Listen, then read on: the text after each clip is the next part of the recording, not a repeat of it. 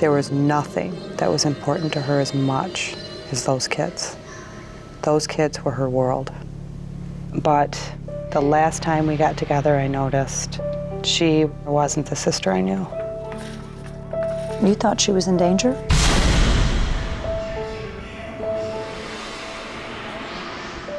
I knew she was. It started on December 19th, 2001. We got a report of a child in the bay. My first thought was that he had wandered away from someone's house and had fallen in the water and drowned. My name is Trish Miller, and I'm the lead investigator. We did a neighborhood canvass of that area, and we knocked on every door. Every child in the 2,000-person town of Waldport was checked upon. No one was found missing. It was a complete mystery. We thought that maybe there was a car accident and that a vehicle had gone in the water. And we would find the rest of the family. A sheriff's office dive team was sent to investigate the waters where the body was found. And they discovered a second child. This was a little girl, and she was weighted down in the water with a rock. The feeling in town was of confusion, grief, and of fear. Nobody knew if a killer was living amongst them. Identifications were made. The boy was named Zachary Michael Longo. He was a few months shy of his 5th birthday.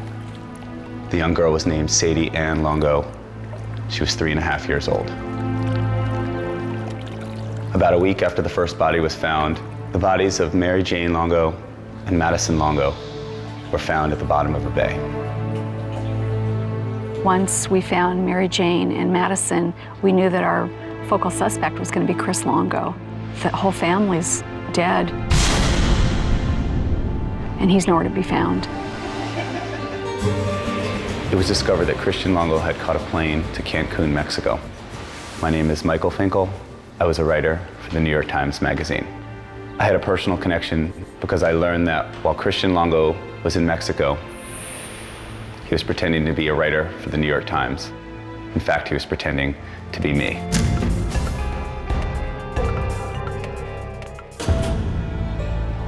Thank you for seeing me, Mr. Longo. Call me Chris. So why me? I followed your whole career. I guess I felt like I knew you. I want to tell you my side of this. Only you. Maybe at this point it doesn't matter. The truth always matters. It always seems to matter to you. I just looked him straight in the eye and I said, Chris, did you do what you're accused of doing? And he was, as always, completely unruffled, never betrayed a moment of micro-panic, nothing, and looked at me and said, I think you know, and just gave me a little wink.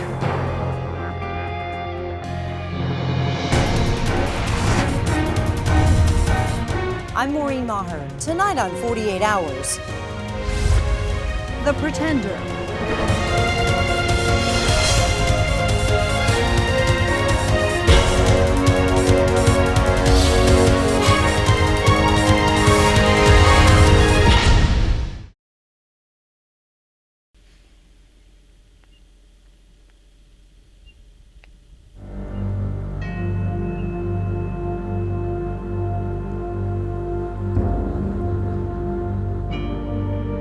What was the first thought that went through your mind when you hear there's a man who's about to stand trial for murder who was impersonating you?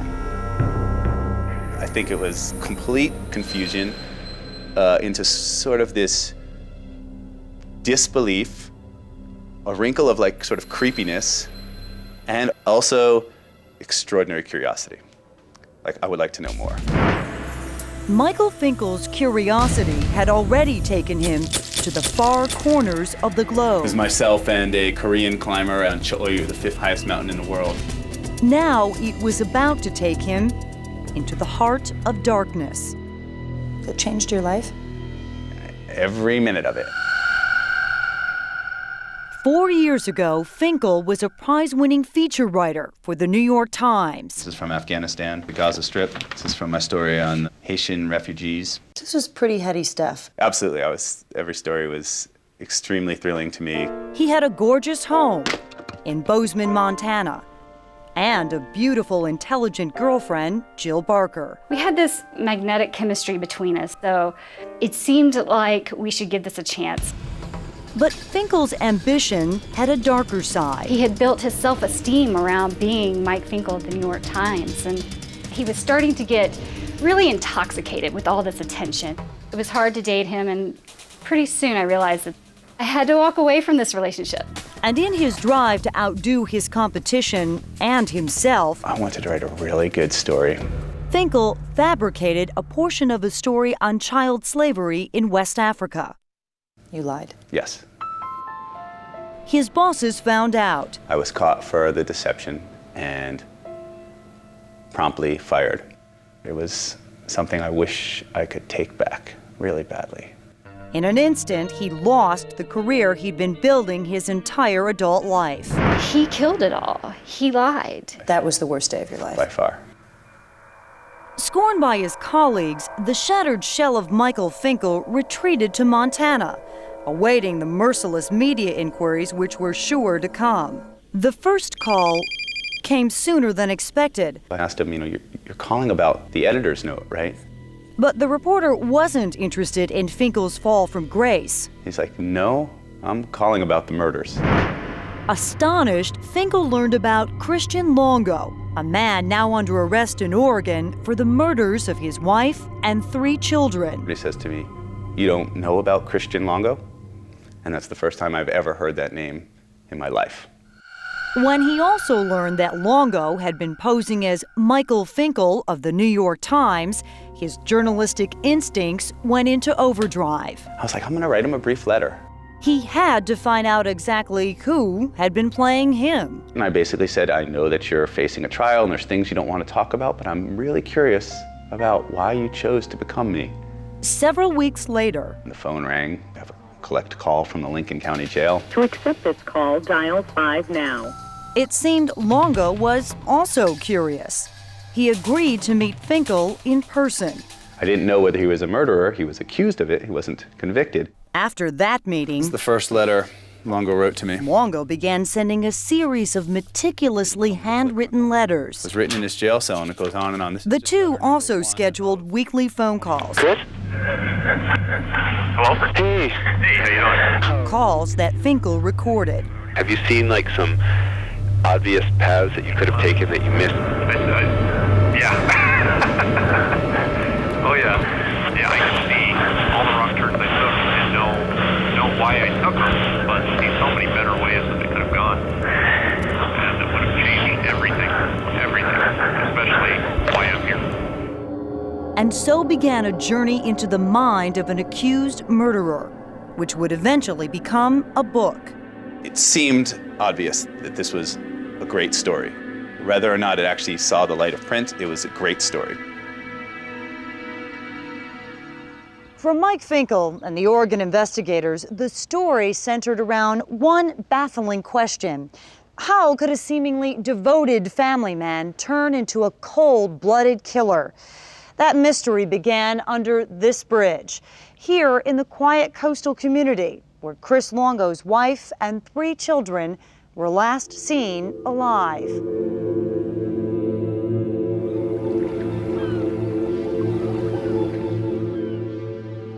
It was a little boy. We weren't quite sure how old he was. He was, we assumed, between 3 and 6 years old. Detective Trish Miller caught the call when the first victim was found floating near the bridge. He was perfectly groomed. He had a really good haircut. The Lincoln County Sheriff released this picture to the local news, hoping to identify the dead boy. I thought, oh God, that can't be, that can't be Zachary. Denise Thompson had babysat Zachary Longo and his 2 little sisters, Sadie and Madison. She knew their father, Chris Longo, from the local Starbucks where they both worked. I thought, well, this can't be happening. By the time Denise got to the police station, the second body had been found. A little girl weighted down with a rock. Denise identified them both, Zachary and Sadie. You never want to be in that position to see a little child. Investigators have determined that these deaths are not accidental. As police hunted for Chris, his wife Mary Jane, and their baby, we're actually trying to locate them. They may well be victims. Denise remembered a strange conversation she'd had with Longo the very day Zach's body had been found. He made it a point to come up to me while I was working and said, "You won't be seeing the rest of the family. My wife and I are getting a divorce." Were you shocked? Oh yeah, that just surprised the heck out of me. I did not expect that. Did they seem like a pretty happy couple? Oh yeah, he's just, look at us, we're perfect, It was just like that. A surveillance tape taken just days before shows the Longos shopping like any normal family. They had just recently moved into an upscale housing complex. He was real polite to everyone, seemed real smart, and real willing to just talk to you, he was real normal. 8 days into the investigation, divers dredged up 2 suitcases from the harbor just outside the Longo's apartment. One suitcase contained the body of Mary Jane Longo. The second suitcase contained the body of Madison Longo. It meant that somebody killed those 2 human beings and stuffed them in suitcases like garbage and put them in the water to hide their bodies.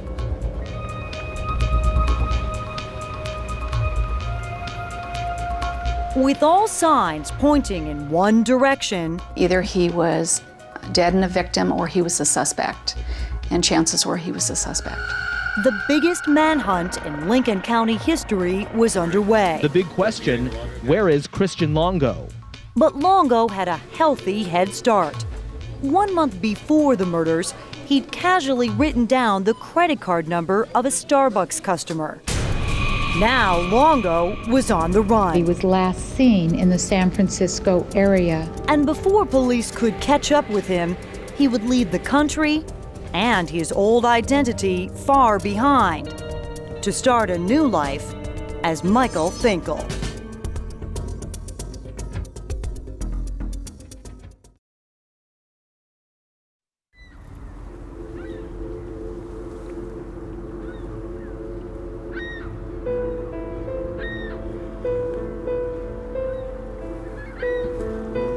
Wanted for killing his wife, Mary Jane, and their 3 children in December 2001, Christian Longo made the FBI's 10 most wanted list, right alongside Osama bin Laden. We're looking for somebody who does not want to be found. It was an unlikely place for someone so apparently devoted to his family.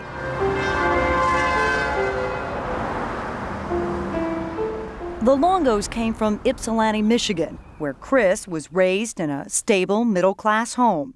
He and Mary Jane Baker were part of the same congregation. They married when Chris was only 19 and Mary Jane was 25. Her dress was beautiful, and you could tell she was just happy. Mary Jane's sister, Penny Doopy, says Chris was a real-life Prince Charming. He made other wives jealous because Chris did all of those things that a husband is supposed to do. Buy you roses, take you on trips. Most of all, Mary Jane wanted children, so she was thrilled to become a full-time mom when Zachary, Sadie, and Madison came along. Hi, Maddie. Hi. Each arrived little more than a year after the baby before. Oh, look at the cute little family. What was Chris like as a father? I always thought he was a great father. At age 22, Chris Longo took a job with the company that distributes the New York Times here in Ypsilanti. Driven to succeed, he worked his way up to manager and eventually developed a fondness for reading the Times, especially articles written by a reporter named Mike Finkel. He was somewhat of a fan. Longo would later tell Finkel that he envied the writer's worldwide adventures. He told me that if he was a writer, he'd like to write the same sort of stories that I wrote. There you go. He was like, okay, I'm holding it. You did it! Longo's own life was far less exotic. At age 25, he quit his job to start up Final Touch, a cleaning company for contractors. I thought everything he was doing for his family, and he wanted good things for them. And Penny says the Longos had a lot of good things. I was wondering about the vacations that they took. They were always driving brand new cars. Either somebody's helping them, thanking Chris's parents, or they are majorly in debt. Penny's suspicions were right. Chris Longo was in debt, although he bragged to Mary Jane and everyone else that his business was booming. I think honestly and truly the most important thing to Chris was his image and money. But neither Mary Jane nor anyone else knew that to keep up appearances, Chris had turned to crime. He took a minivan for a test drive and never brought it back. Then he wrote himself nearly $30,000 worth of counterfeit checks from a client and got caught. There was no attempts to cover up anything in this particular investigation. Detective Fred Farkas of the Michigan State Police had the goods. We had 7 counterfeit checks, which were each 14-year felonies. Longo confessed, presenting himself as a financially strapped family man. He just believed in his own mind that he'd talk or walk his way out of the charges. And in fact, he did get off easy, with only probation and restitution. Mary Jane believed Chris's promises that his life of crime was over. But then she discovered a crime of the heart. I've never heard my sister ever sound that just heartbroken and awful. And she confided it to her younger sister, Sally Clark. She had found an email between Chris and this other woman. He told her he didn't love her anymore and that he had stopped loving her when she started having children and that she wasn't any fun anymore and she was spending too much time and attention towards the kids instead of him. So she tries to make herself look better, spoils him, draws him bubble baths. She didn't want her kids to grow up without their father. She loved Chris so deeply that she wanted it to work out.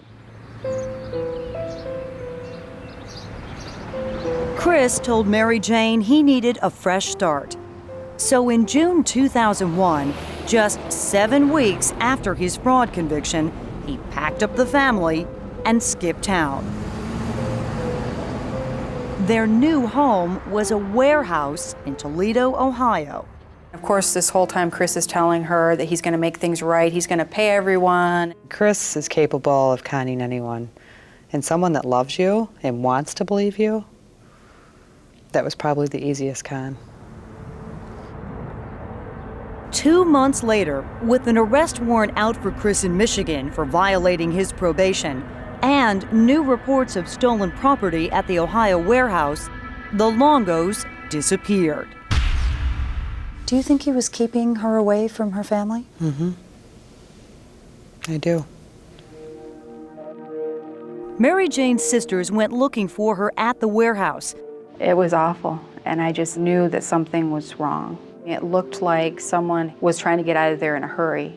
Mary Jane's wedding dress was there, things that I knew she wouldn't just leave behind. And when Mary Jane's cell phone was cut off, there was a feeling in the pit of my stomach that never went away. I don't know what it was, just a feeling that we had to find her. Desperate, they filed missing persons reports. I don't think people took us seriously. Then, in early November, Hi, sorry I waited so long to write. As I'm sure you guessed, we moved. Sally got a card from Mary Jane. I still don't have an address or number. It was mailed from South Dakota. Love you guys, we'll keep in touch. Love, Mary Jane. The police closed the missing persons case. And I begged them not to. You still thought she was in danger? I knew she was.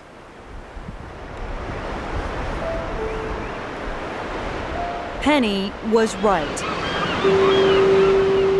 1 month later, Mary Jane and her children would turn up dead in Oregon, where their cross-country journey had ended.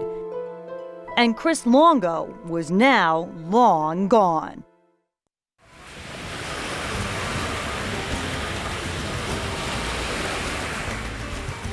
Chris Longo's life on the run finally brought him here, to Cancun, Mexico. While Mary Jane's family was still reeling from the shock of the murders, Chris Longo was partying in paradise. He was always smiling, laughing. Tom Taft was on vacation when he met Longo. Everyone seemed to like him around there. He had quite a few friends. He was having a ball. While police were hunting him, Longo was beginning a new life as the globe-trotting journalist he had always wanted to be. He said his name was Michael Finkel and that he worked for the New York Times travel section. Little did Longo know that the real Michael Finkel would soon find him.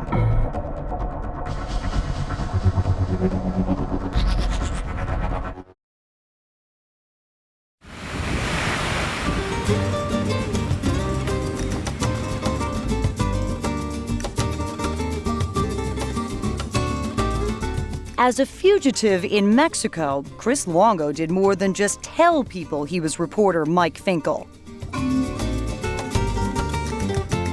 He was so good at it that he could speak about my stories, his stories, eloquently and convincingly. Longo, as Finkel, told tourist Tom Taft that he was actually on assignment.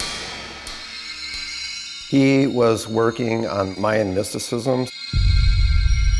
So he was going to ruins throughout the area, which there's a lot of them down in that area of Mexico. He came up with actually not a bad topic. Like any professional print journalist, Longo needed a photographer. Fortunately for him, amateur photographer Yanina Franca was staying at the same Cancun youth hostel. Since when you guys were here, what was he doing that was reporter-like? Taking notes all the time. That made it totally believable for me that he really was a writer. He knew what he was doing. And soon their professional relationship grew into something more. And then it kind of took a little turn on the romantic side. Yeah. Tell me about that. Well, you know, we just got along very well, and you travel, you meet someone you like, and... Was he charming? Yeah, yeah. He did a better job being Mike Finkel than I do being Mike Finkel. Frolicking in the surf and sun, Longo was oblivious to the fact that the FBI, tracing the purchases on the credit card number he'd stolen back in Oregon, was about to crash his Mexican Fiesta. A tour guide in the Cancun area had recognized Longo's face on this wanted poster. The fugitive enjoyed his last moments of freedom smoking marijuana in this shack. I saw cars pulling up, lights, and people storming into this cabana. When police raided this campsite, Christian Longo's new life came to an abrupt end. He was handcuffed and hauled off to be interrogated by the FBI. For Longo, the party was over. For everyone else who thought they knew him, the task of untangling his web of lies had only just begun. The next day, it really started to occur to me what actually happened and who I was with for 10 days. And then, yeah, I started crying. After 2.5 weeks in Mexico, Longo found himself on a plane back to Oregon. He never spoke to Yanina again. I'm still alive, good.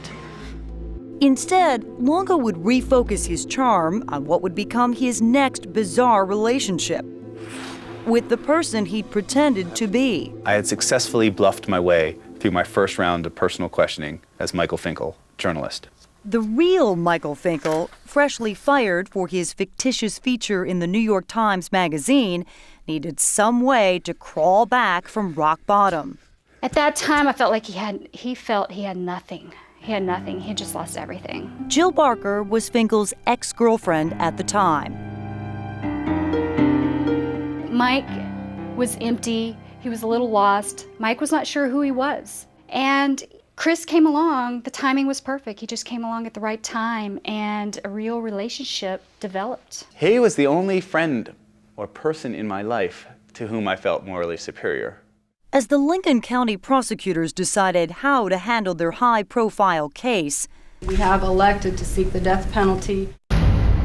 Longo decided to talk to only one journalist, the one no one else wanted to touch. You're the only reporter that I've shown interest in speaking with. Right. During more than 50 conversations with Finkel, Longo promised the real story of the murders. There's a whole other side that no one's real familiar with. He claimed to me that he had explanations for everything, and then he told me point blank, no ambiguity, I am not guilty. In his handwritten letters over the next year, Longo described himself as essentially a good man, struggling to live the American dream. He needed to prove that he could not only make it on his own, but be a blazing success. But he so wanted to be a success so quickly that it blinded him to many things. Longo claims the check forging was not an act of greed, but rather a noble attempt to keep his business afloat, all for the benefit of his beloved family. Anything that I ever did was for the sake of our survival. If there's one thing that Chris Longo is a master at, it is justification. As circumstances overwhelmed him, Longo says he fell into a vicious cycle of lying, living beyond his means, and then leaving town.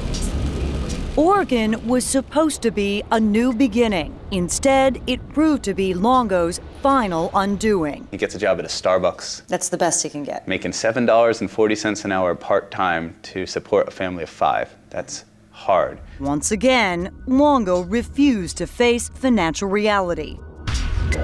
This time, he hustled his way into a ritzy apartment he simply could not afford. Moving to the $1,200 a month condo, again, it's sort of that, how far in the future are you thinking here? But Longo was doing more than just spinning a tale for Finkel. He was also cleverly feeding the fallen journalist's emotional needs. Longo not only wrote letters to me, I wrote letters to him, and they were quite personal at times. I like you. I don't know why. I can't help it. And take that as you may. I do. One of the many things Finkel revealed was that his relationship with Jill was starting up again. With Jill, by the way, everything is going much better. Okay, good. He was actually giving you advice. Oh, yes. Relationship advice. Were you concerned ever, though, about revealing such personal information to him? Absolutely. It was sort of like talking to a therapist. It depends on how serious your relationship is. Well, we're going slow. Okay. I'm not worrying, I'm counseling. Okay. So he gave him good advice. I couldn't ask for better advice from a friend. In fact, a friend is exactly what Longo had become. Against his better judgment, part of Finkel was hoping that Longo would not be found guilty. Why did you want him to be innocent? Simply put, he was, on some level, he was such a nice guy. I know that seems so creepy and weird. But just as Longo's memoirs got to what Longo called the tragedy, Chris writes his letters up to literally the moments before the murders and then stops. Longo had yet to explain how his entire family had ended up dead. And with the trial now looming, Finkel began to wonder if he'd been conned like everybody else. If his story of his life could pass muster with me, and I was grilling him on it, all these aspects of it, and then it could pass muster with the jury. And it dawned on me that I wasn't necessarily his friend or his confidant, but I was his dress rehearsal.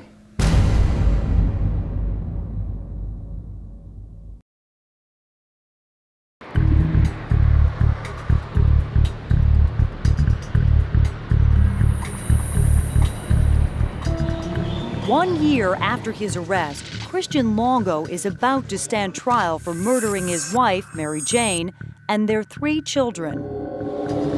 Mary Jane's sisters, Penny and Sally, vow to be in court every day. Did you have any doubts whatsoever that he was responsible? None. Reporter Michael Finkel will be there too, eager to hear Longo's theory of the crime. Longo had tipped me off that there might be a surprise the very first day of the trial. It is one promise that Longo keeps. On Valentine's Day 2003, the proceedings begin with a bombshell. Did you unlawfully and intentionally cause the death of Madison Longo? Yes, I did. Longo pleads guilty. Partly guilty. He admits killing his wife and their youngest child, Madison, but he maintains his innocence in the deaths of his older children, Zach and Sadie, confounding everyone who is following his case. Why would you admit to 2 murders and not 4? And then, of course, if you didn't kill Zachary and Sadie, then who did? For now, the defense leaves that a mystery. But prosecutors say the evidence is clear. Longo alone murdered all 4 victims and dumped their bodies in the water. He didn't like being tied down with his wife and 3 kids. And the solution for him was to just get rid of these 3 children and his wife and assume somebody else's identity. Oregon District Attorney Josh Markey followed the case closely. He says Longo is a sociopath who deserves the death penalty. He made a conscious choice to commit a cosmically evil act. At trial, truck driver Dick Ho testifies that he met a man he believes was Longo on the Waldport Bridge late one night.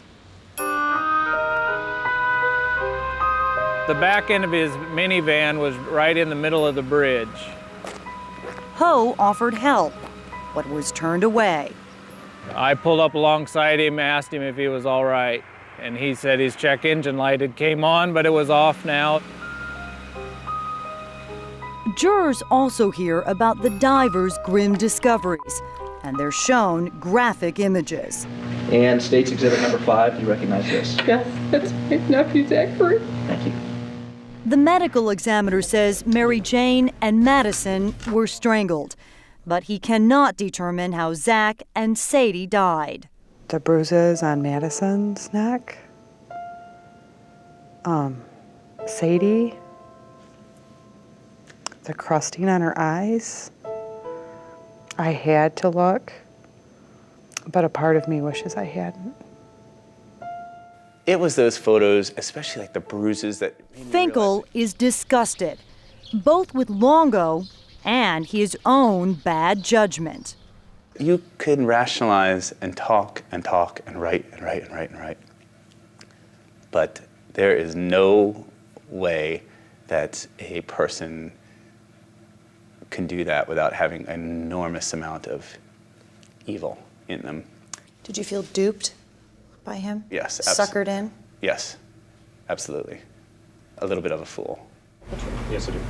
In his defense, Name is Christian Michael Longo.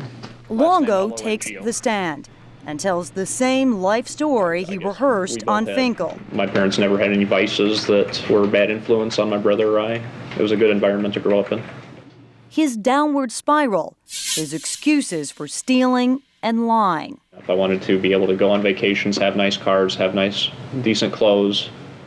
Up until the trial, when Longo told his story, he stopped just short of revealing how and why his family was murdered. But now in court, he finally continues. Longo says late one night, feeling defeated over his desperate situation, he came home here to his pricey apartment on the Oregon coast. He sat his wife down, confessed all of his lies, and then, he says, the mild-mannered Mary Jane exploded. She didn't want anything to do with me at that point. The next night, Longo claims he came home to find his older children missing, Madison seemingly lifeless, and Mary Jane irrational. She was literally on the floor, curled up into a ball, bouncing back and forth, hitting her back against the wall. Then, Longo tells a stunned court Mary Jane hinted that she had killed the children, which is why, he says, he lost control. Grabbed her with both hands and continued to squeeze. And I didn't stop for for a long time. I didn't stop until I couldn't hold her up anymore. Chillingly, Longo claims he was stuffing the bodies into suitcases when he noticed Madison was still breathing. I put my hand on her throat and squeezed. In cross-examination, Longo is, for once, briefly at a loss for words. And you don't call 911, and you don't call the fire department, and you don't do anything. No. You strangle her.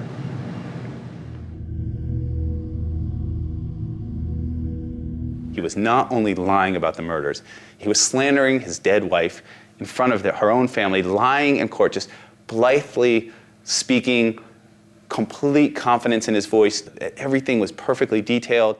She said something about they're by the house. They're in the water, they're by the house. Penny says it is just one more betrayal of Mary Jane. That is probably the worst thing that Chris ever could have said about her. The worst. Because the one thing that was the most important thing to her was being a good mom. But Josh Marquis believes Longo's performance has backfired. You think it hurt him? I think it hurt him horribly. It takes the jury little more than 4 hours to reach its decision. Guilty of the charge of aggravated murder, count 2. Guilty of the charge of aggravated Christian Longo is guilty of all 4 murders. Mary Jane's name is for once cleared, as it should be. And the person that's accountable for these horrible murders is finally being held accountable. Today, Longo says the verdict didn't surprise him. What do you think your punishment should be? I think I should spend the rest of my life in prison at the very least. And at the very most? At the very most, death. But now, he may be changing his story. So let me ask you directly, did you kill Sadie and Zachary?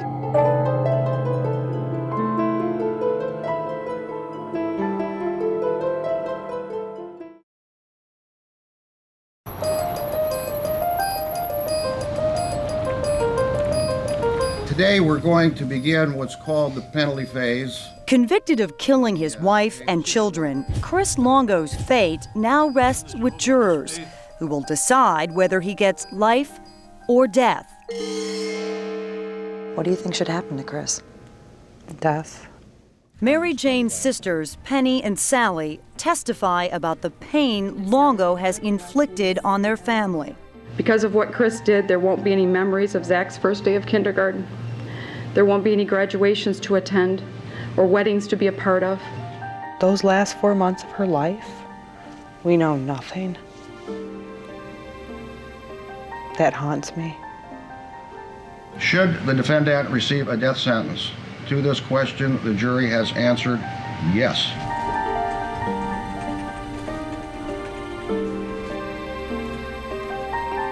Yet even now, Longo cannot stay off the stage. I'm starting to feel a remorse and an empathy that I don't think I felt before.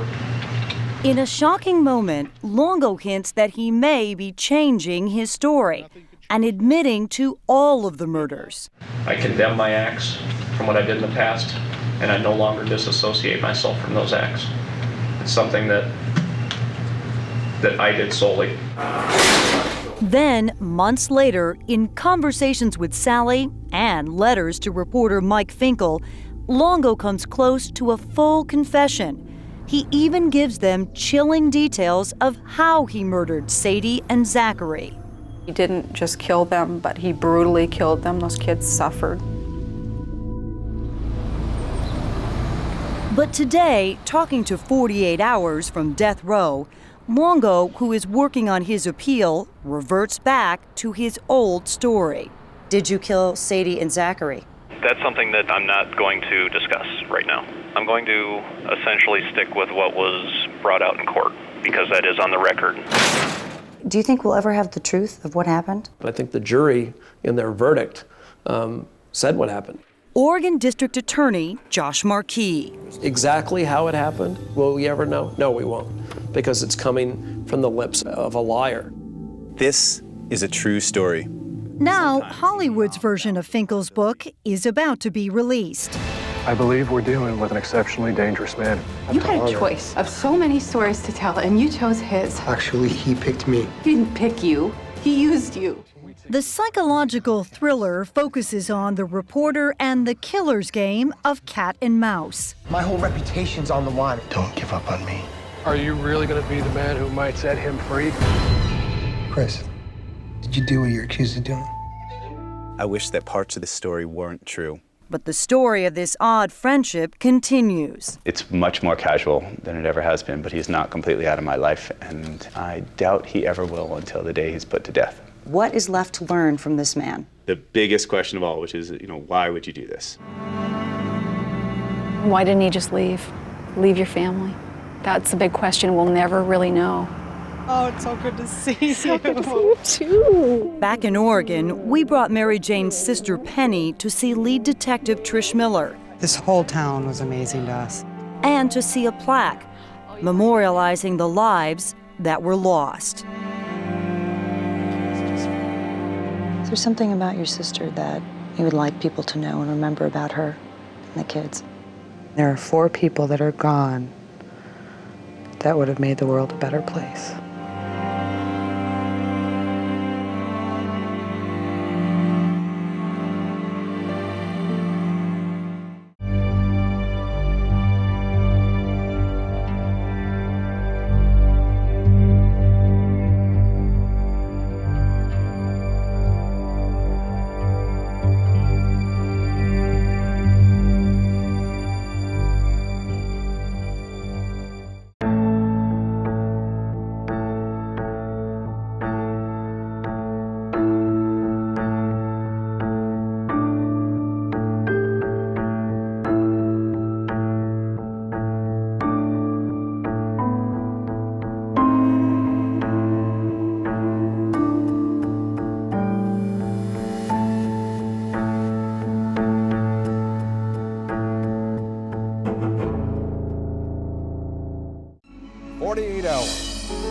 Take you there. Deanna thought Matt Matthews was the man of her dreams. He was really sort of this knight in shining armor. But so did Diane. And I became Diane Matthews. And Carrie. And dozens of other women. Susan Spencer reports. What did you find out later? That he probably had 7 or 8 marriages before me. He stole their hearts.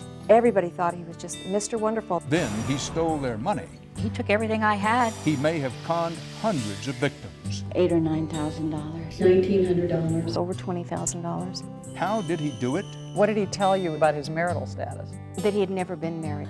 Never found the right woman. This guy's good. He knows how to get in, and once he gets in, he can do a lot of damage. You won't believe the stories he told. He told me that he was a race car driver. He delivered approximately 53 babies. He had worked for the Pittsburgh Steelers as a football player. And there's more. He also claimed to be a pilot, a Navy SEAL, and a paramedic. Now, are these women about to get revenge? I want to nail him. Mr. Wonderful.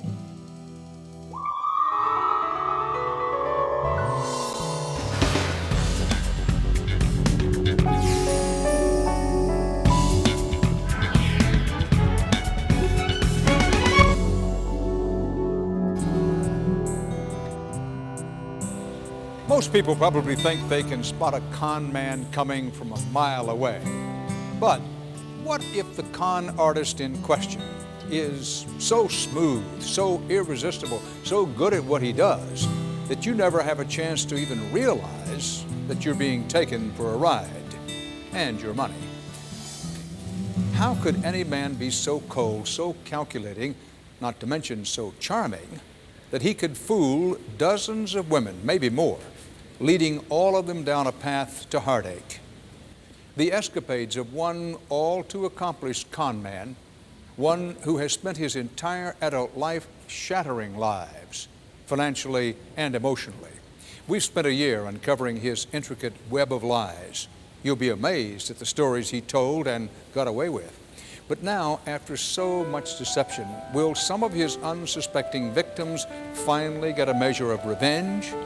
Susan Spencer takes you on the trail of tears left by a man who so many women once believed was Mr. Wonderful.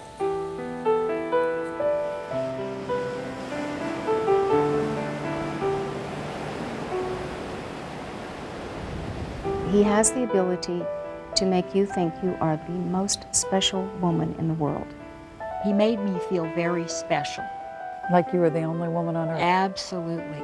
He would just sit there and listen to you and always respond with exactly what you wanted to hear.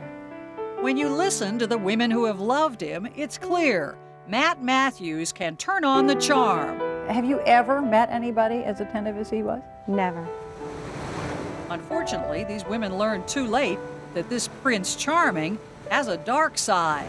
His charm, all part of a calculated act. Matt's a sociopath. He's a pathological liar. He's a sick man. Designed to separate them from their money, no matter what the consequences. He tears you up into little bitty pieces, and then you feel like you're just nothing. This man has really, really hurt a lot of people. That's why a lot of people have been waiting a long time to see this.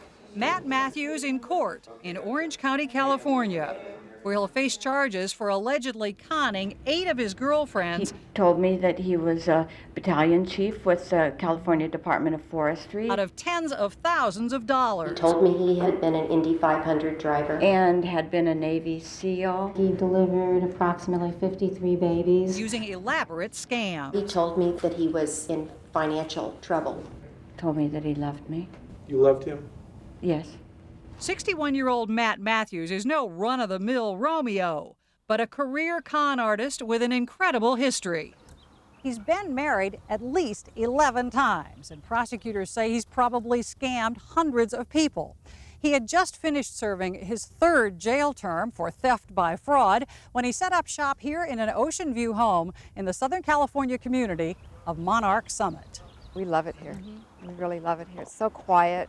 His neighbor, Patty Tiernan, this is Matt's house here, by the way, was as impressed as anyone when Matthews first moved in. Matt was hired to remodel my home. And how had you heard about him in the first place? Just in the neighborhood. He was the neighborhood golden boy. He did everybody's home. Everybody thought he was just Mr. Wonderful. They just thought he could do anything. You know, they were... So he was very popular. Oh, they were introducing him to their daughters. It was through one of the neighbors that Deanna Petrucco, a divorced mother of 2, met Matthews on a blind date. Conversation was extremely easy with this man. It was like I had known him a long time. What kind of courtship was this?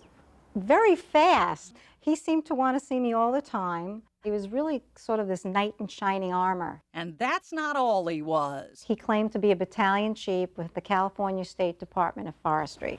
He had a red truck with a license plate that read, "I rescue for you." He told me that he was a race car driver and that he had raced professionally at the Indy 500.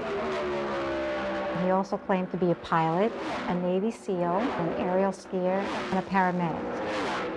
Deanna was also impressed Chicken cutlets, mashed potatoes. by the attention he paid to her children.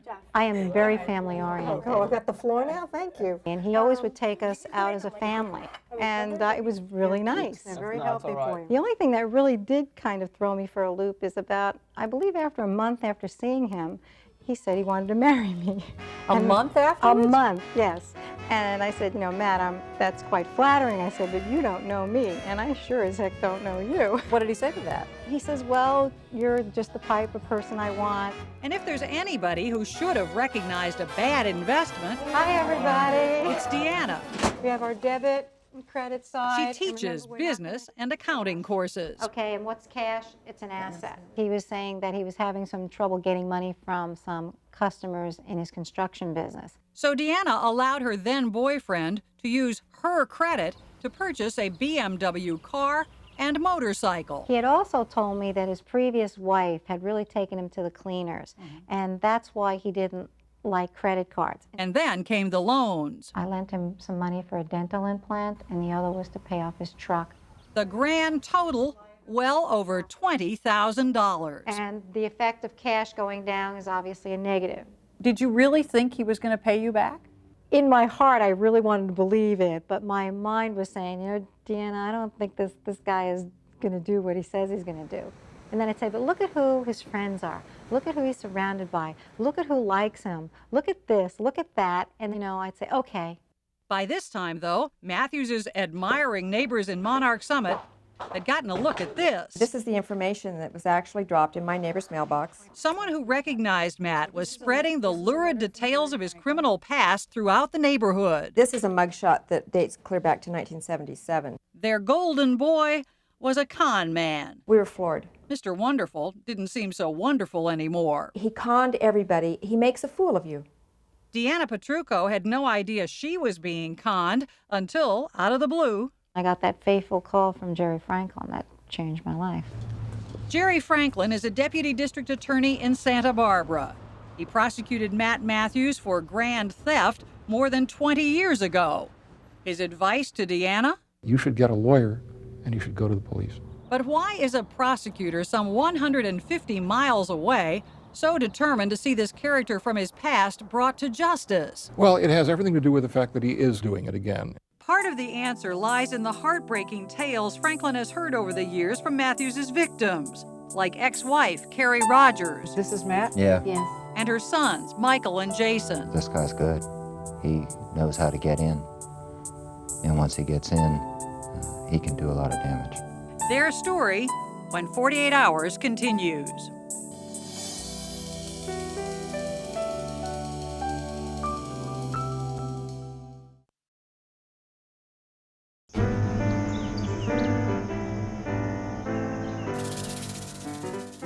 How could a man make a career out of taking something like love and making it so trivial?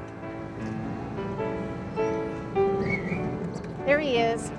Did you arrive Guess early? what? Your little brother was late as usual. For Carrie Rogers and her two sons, Mike and Jason, Oh my God, is that me back there? these photos from the summer of 1976 Remember that? bring back long-buried memories Playing ball in the park with Matt. of some of the happiest and the most painful moments of their lives. This is Matt? Yeah. Yes. Matt and I. That was the year Matt Matthews came along and swept all three of them off their feet. What was the situation when Matt Matthews walked into your life? My situation was pretty bad. I was a single mother. I wasn't getting any child support.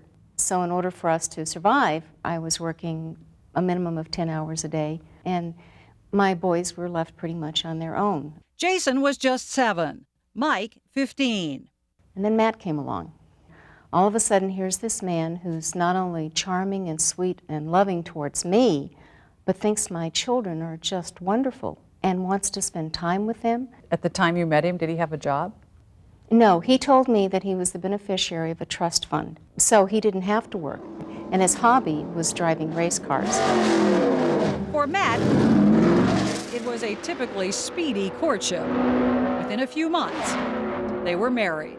I went to work and he stayed at home and took care of the boys. I felt like a real kid who had a dad. For Mike and Jason, Matt was the father they had always longed for. He just had it all. He had all the passion that a father is supposed to have. And even more. And to be a race car driver, too, was so much more exciting than anything I'd ever known. That's a kid having fun. That's a kid in love. Oh, definitely. The magic of that summer This one here was Grand Canyon. lasted through August in a 3-week camping trip. We covered like 6 western states. But when the family came home, the spell was abruptly broken. We came back and there's all of these messages to find out what's going on. Why aren't we getting payments? It turned out that the husband, who claimed to be living off a trust fund, actually had been using Carrie's credit behind her back, and he owed money to stores all over town. How much money are we talking about? It eventually totaled over $20,000. Carrie demanded that Matthews pay back the money. When he refused, I wanted to stop him. She had him arrested.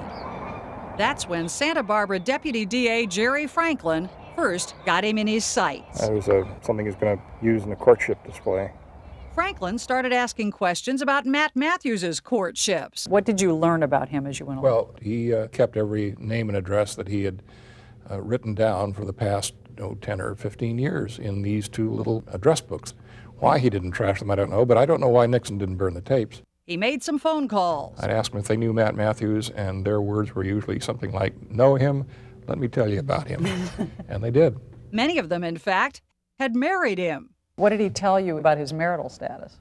That he had never been married. Never, ever? Never, ever. Never found the right woman. What did you find out later? That he probably had 7 or 8 marriages before me. Not only was Carrie wife number 8. He would leave one woman and go marry another, and so a good many of his marriages were bigamous, sometimes 2 or 3 times over. The whole situation infuriated Jerry Franklin, who doggedly pursued victim after victim, and in 1977 persuaded 5 more women besides Carrie Rogers to press charges. Every moment that he spent in California was spent stealing from someone or setting up a theft to be committed. The specific charges against him: theft by false pretense, a form of fraud. Why is this a crime? What's the fraud? The fraud is making representations about yourself, your ability to repay. How did he represent himself? Oh, just period. A set of variety of things. He was an heir to the Goodyear tire fortune. Oh.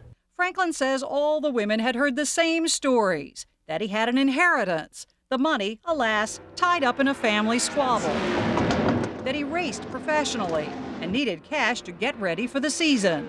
He had all the props, and it looked so real. But none of it was real. Matt Matthews finally pled guilty to grand theft and began serving a 2-year sentence. When it was over with, I eventually found a way to make the financial problems go away. I had to declare bankruptcy. But the emotional turmoil afterwards, how do you fix something like that? How do you make it all better? Did you love him like a father? Yeah, I did. Do you remember a moment when you realized this isn't real? I remember him just being gone one day, and that was it. That was the last time I saw him. For me, going back to my own father, I didn't feel like I was worth enough, like I wasn't wanted, that I was abandoned again. This guy's good. He knows how to get in, and once he gets in, he can do a lot of damage. But that was not the end of Mr. Wonderful. Even as he went off to jail, there was a new woman waiting for him. I believe that it was all some kind of a mistake, I wanted it to be a mistake. Diane McEwen learned it was not a mistake. I lost everything, and I was devastated.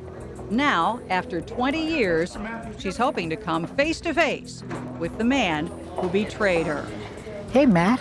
Next.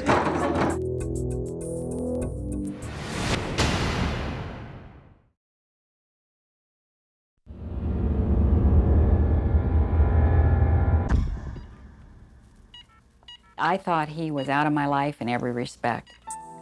Today, hello there. Diane McEwen is on her way to watch Matt Matthews go on trial. I'll meet her at the courthouse. For breaking the hearts and bank accounts of Deanna Petrucco and 7 other women. I'm a little bit excited. For me, it feels like I'm putting a little closure on something that's been open for a long time.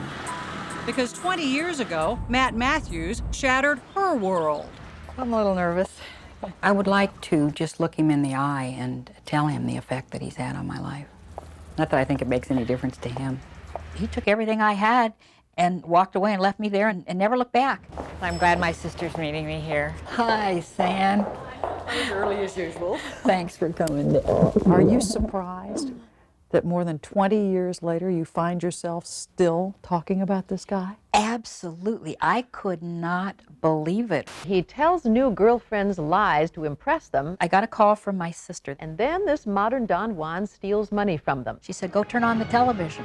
Matt's on. Right, and Matt Edward Matthews. And there he was. Actually, he looked pretty good, still doing it. Women involved, women putting up his bail, women holding his hand. In the clip I saw on television, I could see him looking at this woman and letting her know she was special, she was different.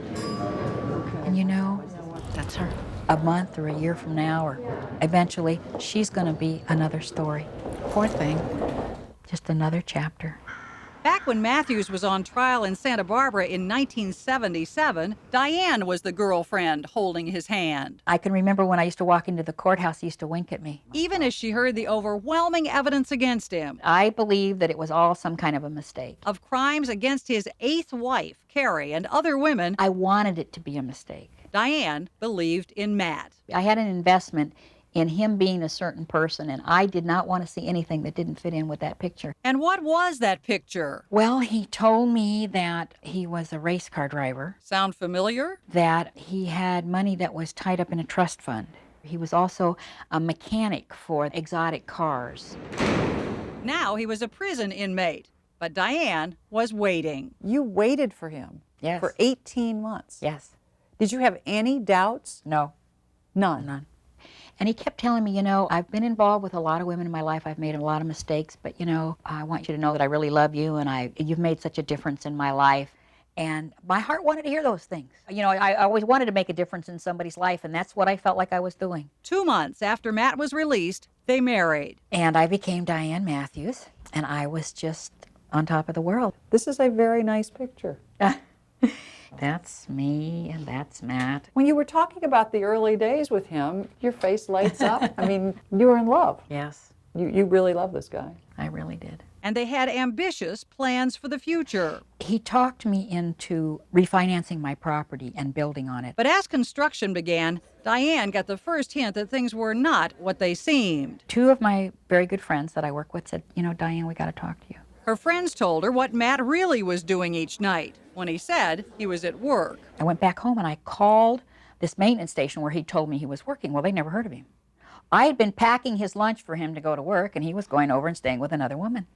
Almost as soon as she discovered Matt was cheating on her, she discovered he also was writing checks to himself. The contractors now were asking me for money for things that I thought had been paid, and when I went to the bank, there was no money. Diane's life collapsed. I couldn't hold on to my house. And she couldn't have her husband arrested for using up their joint account.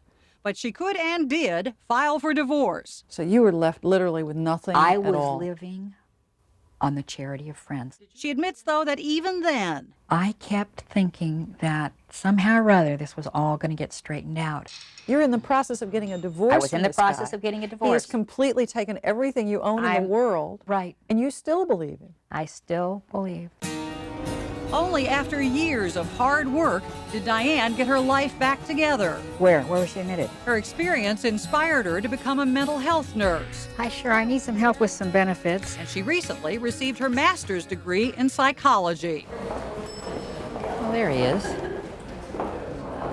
Oh, he definitely did not look. He was looking down. Obviously just had his hair cut. He's very spruced up, ready for his big day.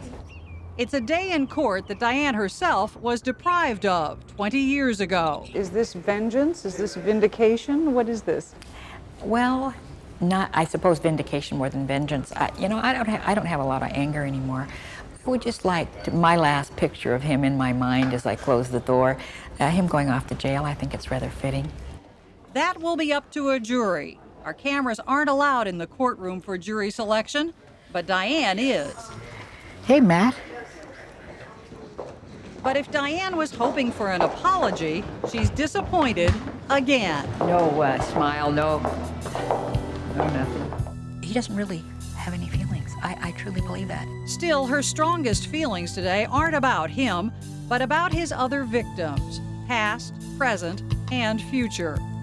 You know, there was a part of me, I'd kind of like to say something to Jane Jones, the woman that he's with now, and just say, you know what? I waited for 2 years for him to get out of prison. We were going to start life new, and he was going to make all this up to me, and, 8 months later, I was in bankruptcy. But you know what? Then I thought, she doesn't really want to hear it. I mean, she's where she is now. I've been there. Later, Matt Matthews faces his latest victims in court. He was a hazmat specialist, a military pilot, had to eject out of a plane twice. But first, he did lose his mother at a young age. Why would this man choose to live a life of total deception? Our mother was his stability. The making of a con man. Next.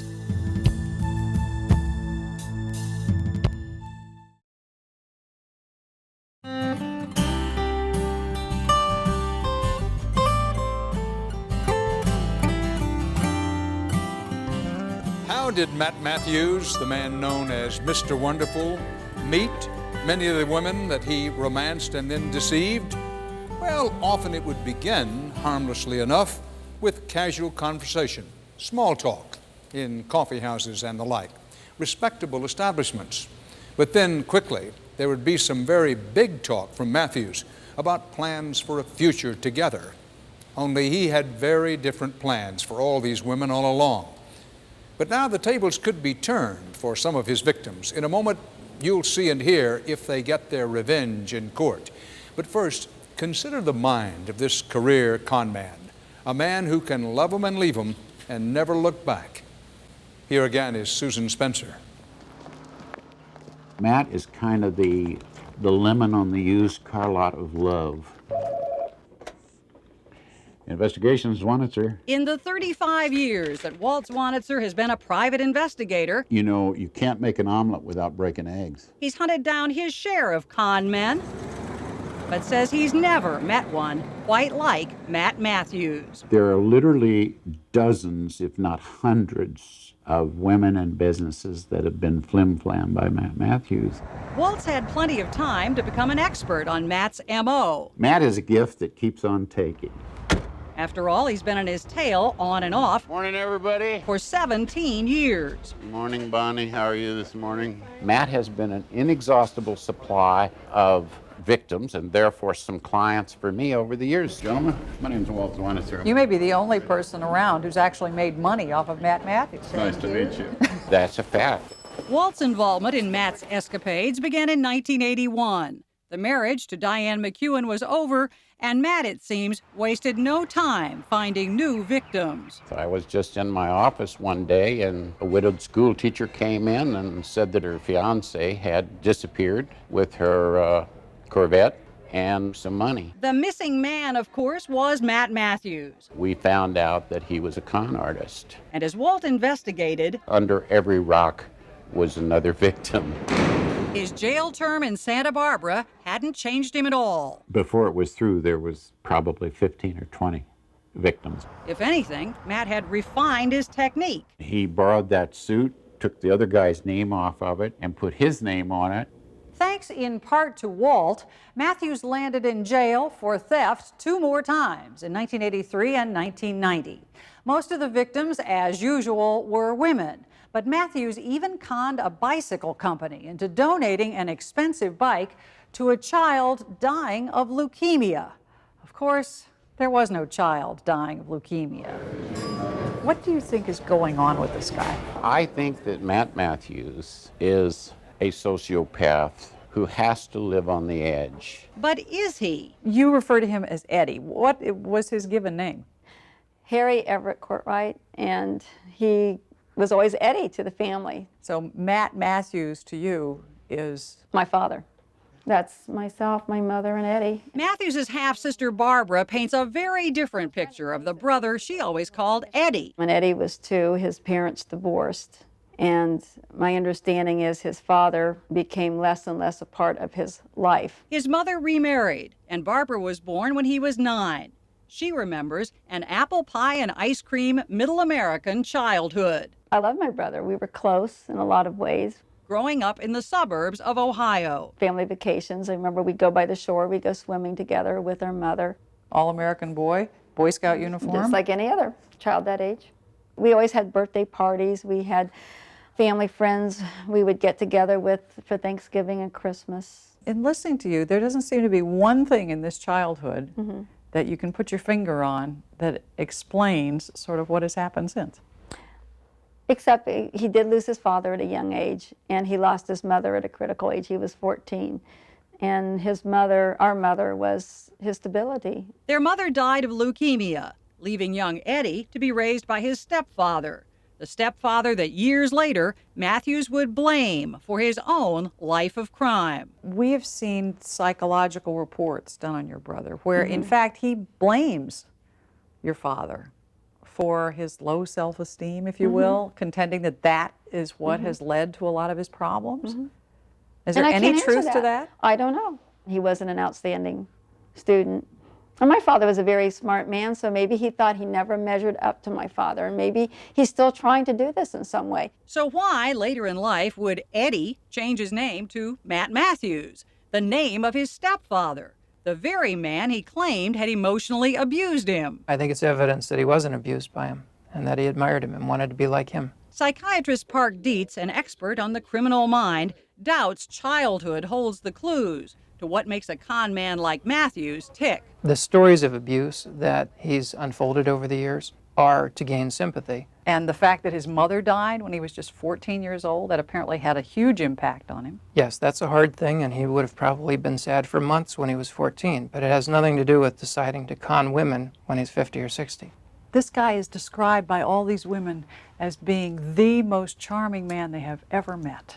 He's able to zero in on what in their lives is going to make them relate to him. That's a classic feature of people who are emotionally empty.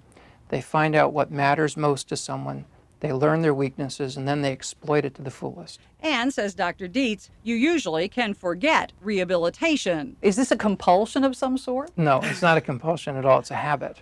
And it's a habit that's been pretty successful for him. If you can live well and drive good cars and have all the women you want until you're 60 years old, that's not bad. If you have no morals, this choice makes sense. It's a choice that doesn't make a lot of sense to the sister who hasn't seen him in almost 25 years. Eddie's had certain gifts that he could have taken a long way, and he could have certainly had a life that he didn't end up in jail. Now, plenty of people want to see Matt Matthews back in jail. Matt Matthews, the gentleman sitting over there. He's facing the courtroom battle of his criminal career. He was the master manipulator. Will it stop this predator for good? Did he want to get married to you at any point? Yes, he talked about that before the second week was over. The People versus Matt Matthews. Next.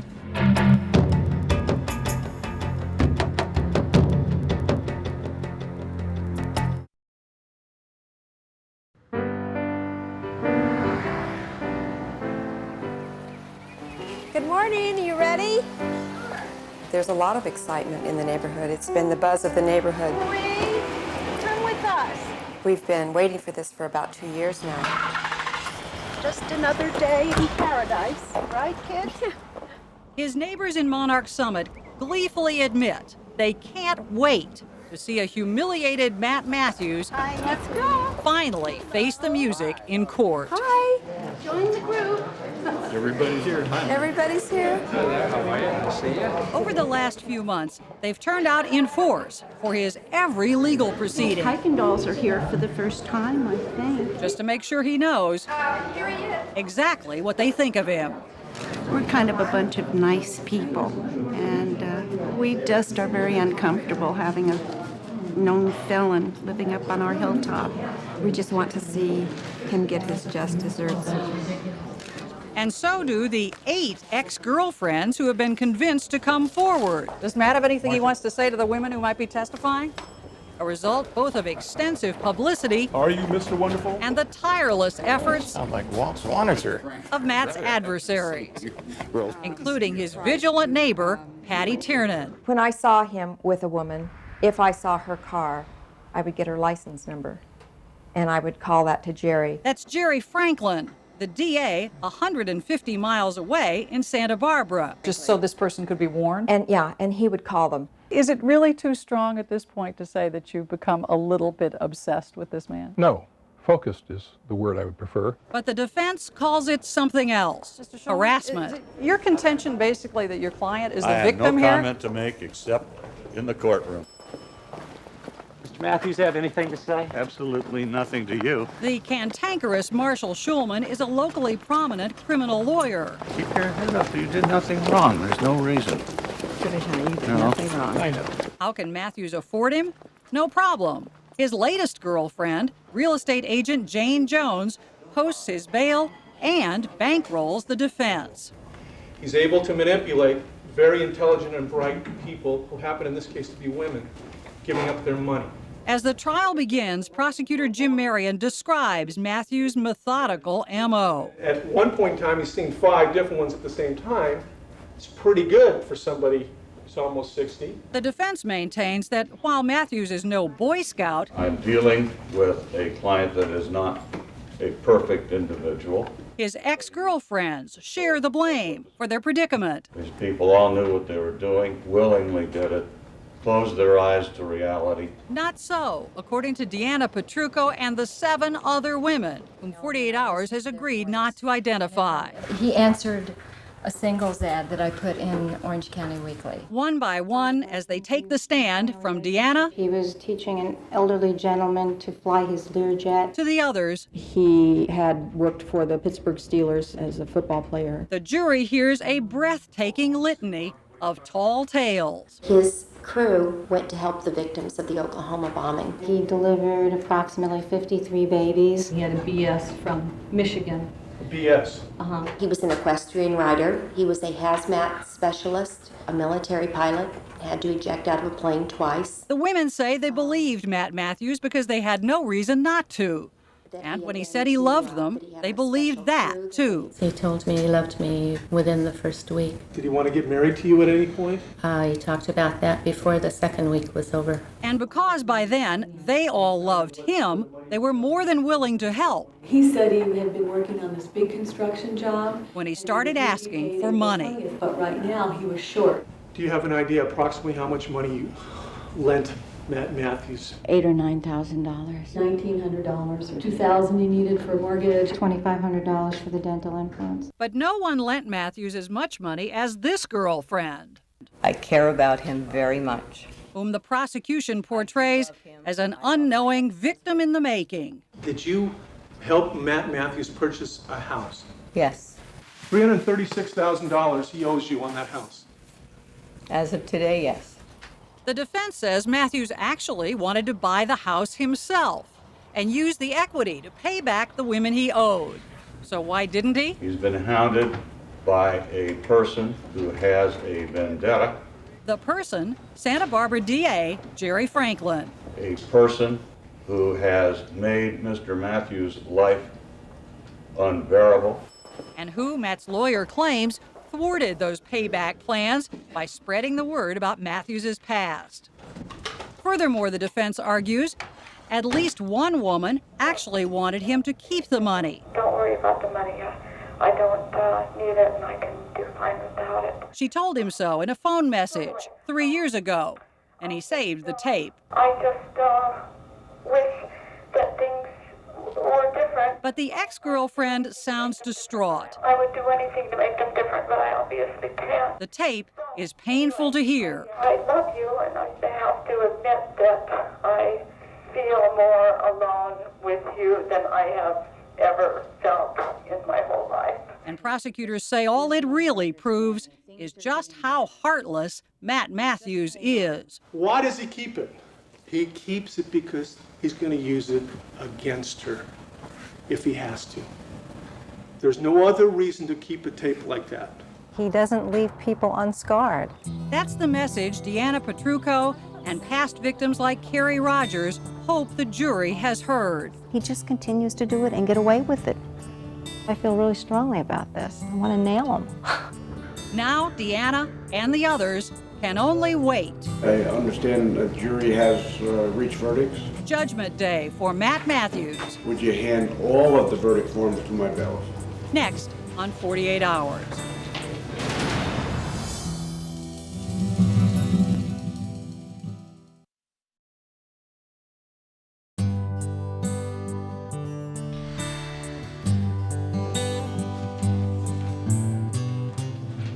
Juror number 190, I understand the jury has reached verdicts. Yes, we have. After only 1 day's deliberations, We, the jury, in the above entitled action, find the defendant Matt Edward Matthews guilty of the crime of felony. A no-nonsense jury finds nothing at all wonderful about Mr. Wonderful's crimes. Grand theft as charged in count 1, Deanna Petrucco. The 10 women and 2 men convict Matt Matthews on all 8 counts.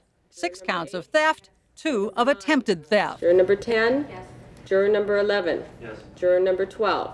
Yes. It's a stunner for defense attorney Marshall Schulman, It just amazes me, that they found him guilty of every single count. who, as soon as the jury leaves the room, blames the women on the panel. It's telling me, at least, that, okay, we're going to get you because you're a womanizer. The only time Matt Matthews speaks for himself is to try to persuade the judge to go easy. explaining that after all, one of his past 3 convictions was for only a single count. One is a single count. It's would have been from Los Angeles County, and it would have been Santa Monica, single count. He shows no sign of remorse, has no words for his devastated victims, leaving it to his lawyer to find excuses. I think he's got a problem of some self-esteem as well, causing him to pretend that he's something that he isn't over this period of time. Maybe, Schulman suggests, a psychiatrist could better explain it to the judge. But at the same time, I don't know if that would be effective one way or the other. That heavy sigh is the only sign of any emotion from this aging con man, There's 3 years on count 1. who now seems resigned to his fate. For an aggregate term of 9 years, 4 months. 9 years, 4 months, just short of the maximum sentence and the toughest of Matthews's career, prompting his attorney, this time, That's not fraud. to blast the victims. I'm satisfied this is just a bunch of women smashing a man, but that's life. And outside the courtroom, You said in there that this was just a bunch of women smashing a man? That's right. the tirade continues. Well, can you elaborate a little bit? There was 8 of them, weren't there? Will he appeal? Probably. Would you recommend it? Absolutely. Do you mind getting the hell out of here so I can go? Thank you. By contrast, Matthews surrenders meekly, Ms. Petrucco? Yes. Hi, it's Mike Carey calling from the DA's office. making Deanna Petrucco's day. All counts? Oh, right, that's great. I'm wondering if they handcuffed him or not. He's humiliated a lot of women, and it would be really nice to see him humiliated and know how it feels to be really vulnerable. Can you believe we finally got that man in prison? For his victims, foes, and former neighbors, Matt Matthews' fate is cause for celebration. We're just delighted. It's a wonderful, wonderful sentence for Mr. Wonderful. Say, Matt. But the prosecutor, who worked so hard to get him that sentence, I don't think he can change. doesn't think we've seen the last of this con artist. He will continue to do the same thing, unfortunately. Now, hang on a second. He got 9 years and 4 months. He will be out in half that time. By the time he gets out of prison, he's going to be 65 years old. Yes, but and the odds are that he will be able to meet more women. I guarantee you that until the day he dies, he will be working on some con. It may not be terribly credible when he's 75 and gumming his porridge, but he'll be trying.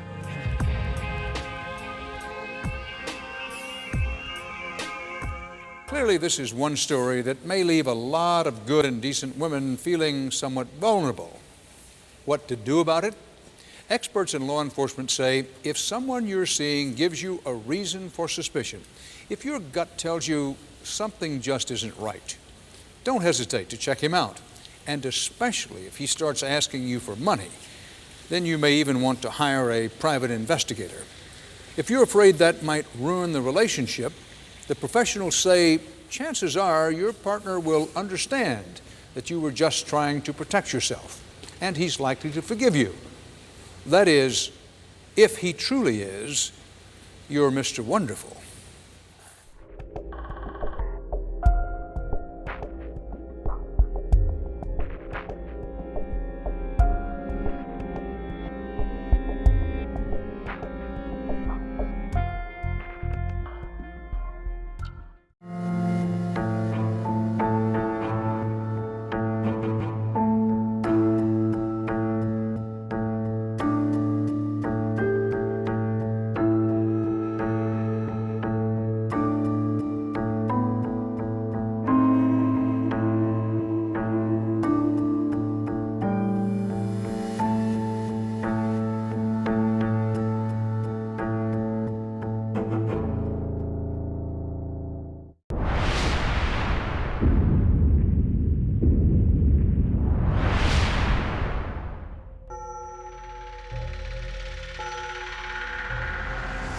The man who called himself Clark Rockefeller has been charged with murder. You know, it hits the news that he's Christopher Chichester of San Marino. Very prominent people were fooled by him. He's Christopher Crowe of Greenwich, Connecticut. He could fool anyone. He was brilliant. He was diabolical. He's Clark Rockefeller of New York. To him, it was a game. And everybody's going, who the hell is this guy?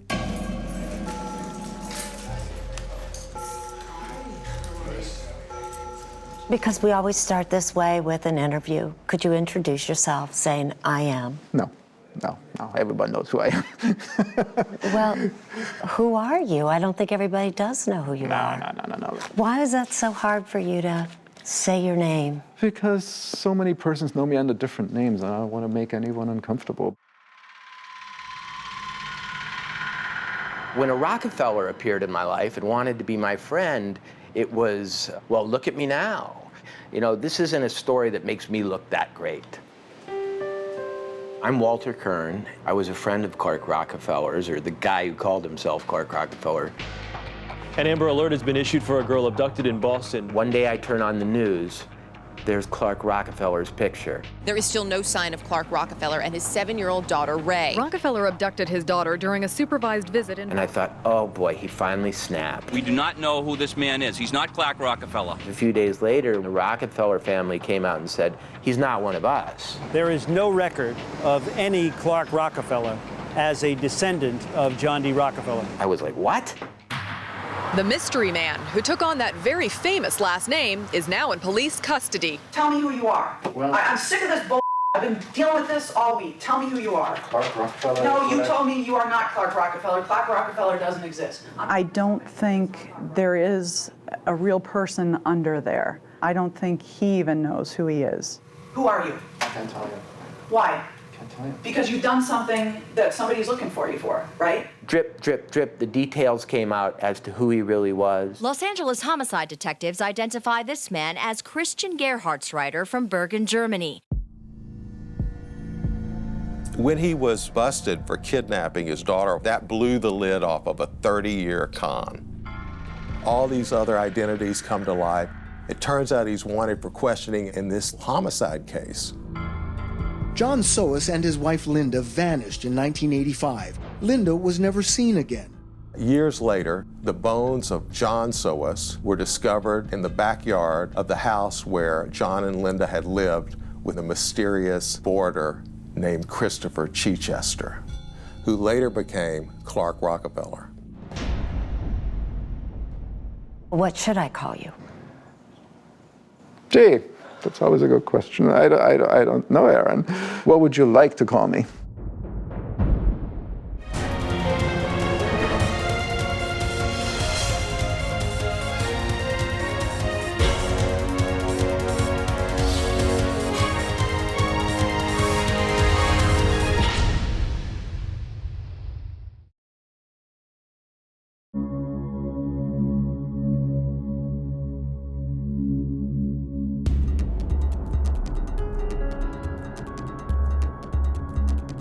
I'd never been to a murder trial before.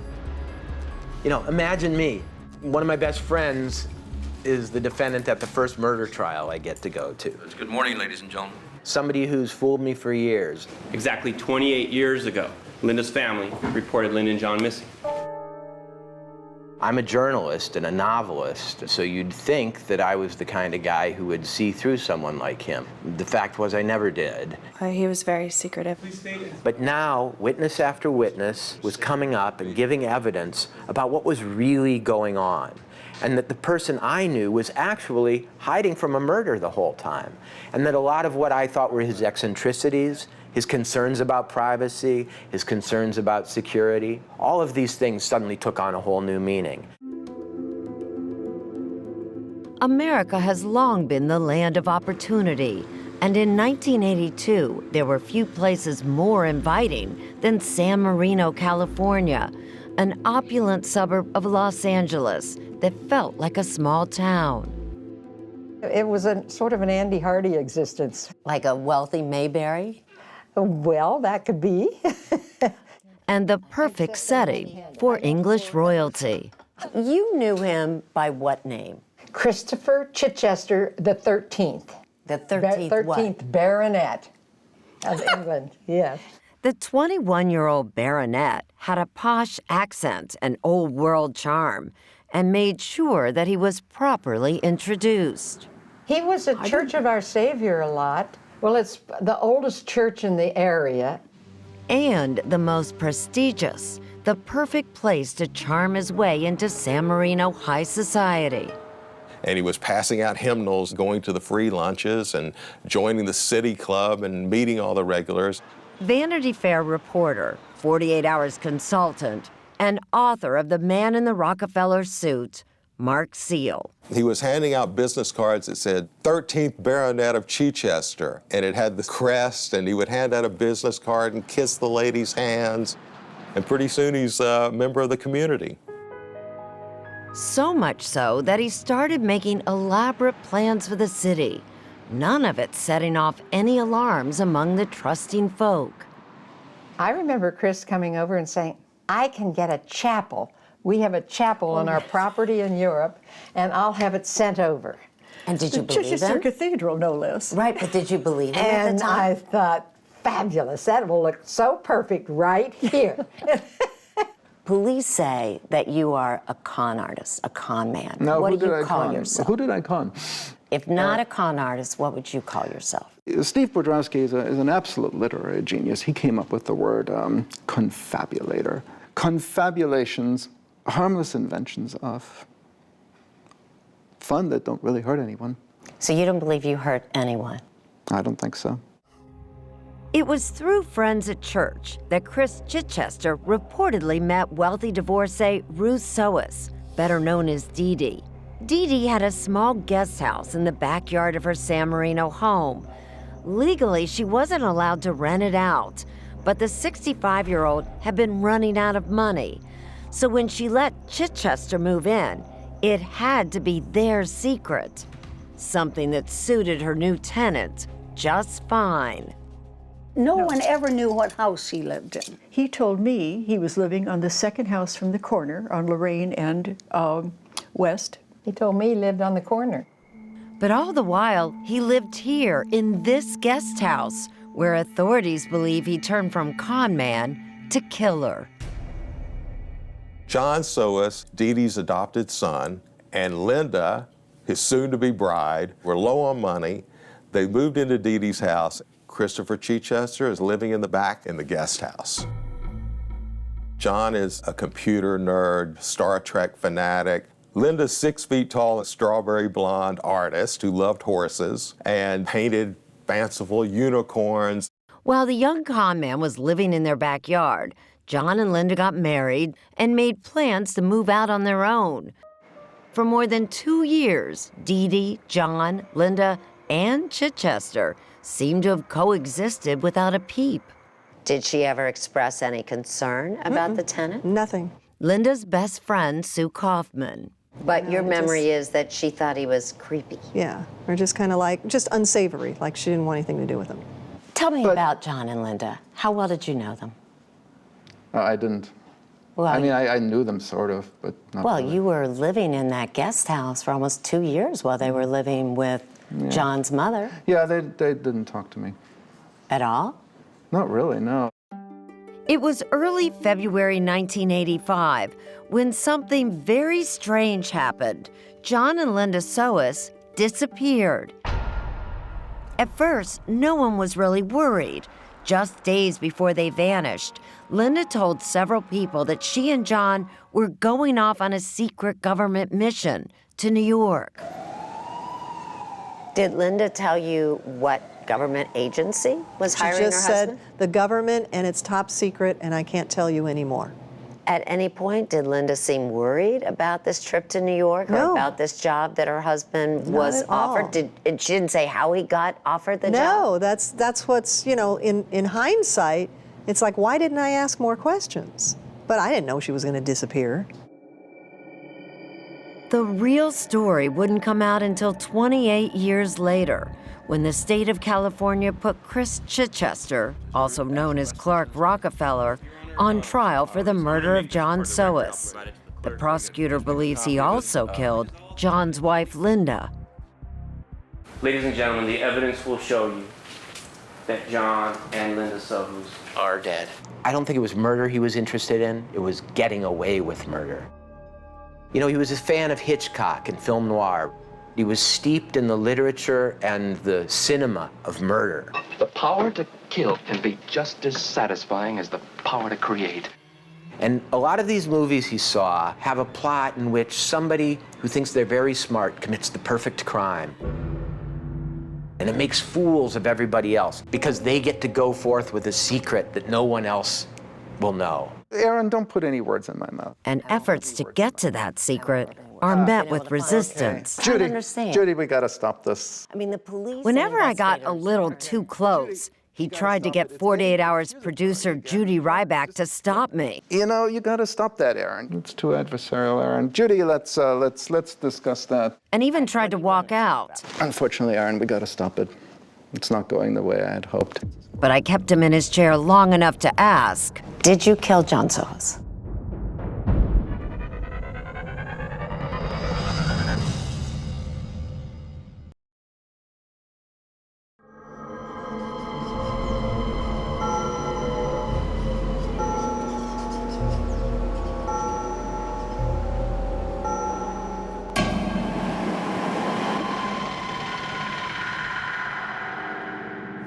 Who's Christopher Crowe? That's a name I used to go by. Is that the real you? I don't know. Don't think so.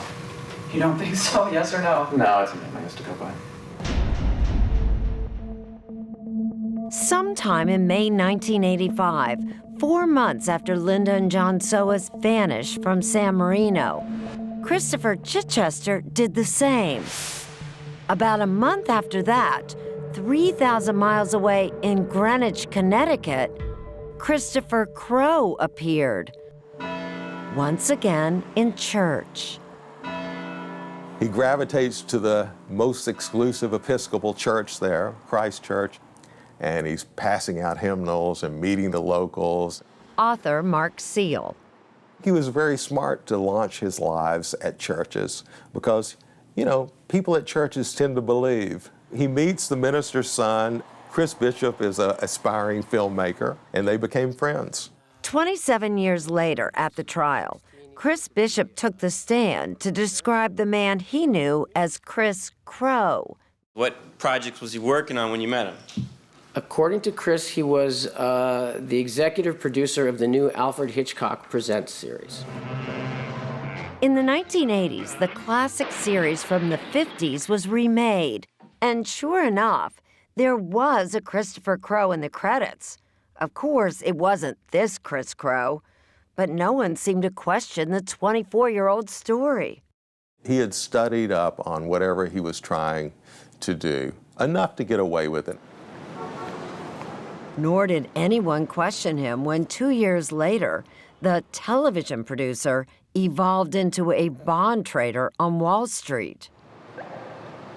In New York City, he met a man who worked for Nico Securities, and he was actually hired to lead an entire department of corporate bond salesmen. Didn't you have to lie to get that job? Not necessarily. He was hired, simply because of his name. Richard Barnett was hired to work under Crowe, who claimed to be royalty. He said his name was Christopher Crowe Mountbatten. Mountbatten is related to the Queen. When did you start having questions about his abilities? Actually, fairly soon. He didn't understand the basic elements of what a corporate bond was all about. You took a job with a securities company as the head of a corporate bond department with absolutely no experience. And produced a huge profit. The people who worked with you said you didn't know what you were doing. Well, that's their opinion. I nonetheless produced a huge profit. Never sold a bond. Never sold a bond? Never sold a bond. How unusual is that? Impossible. It took the better part of a year, but Crowe was finally fired from Nico. Meanwhile, back in California, Dee Dee Soos died heartbroken, believing her only son, John, had abandoned her.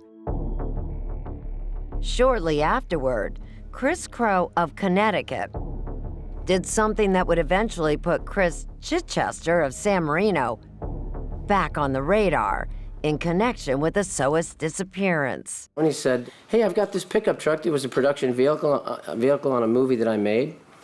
I can't use it. I don't want it. Would you like it? Crowe gave Chris Bishop a white 1985 Nissan pickup like this one.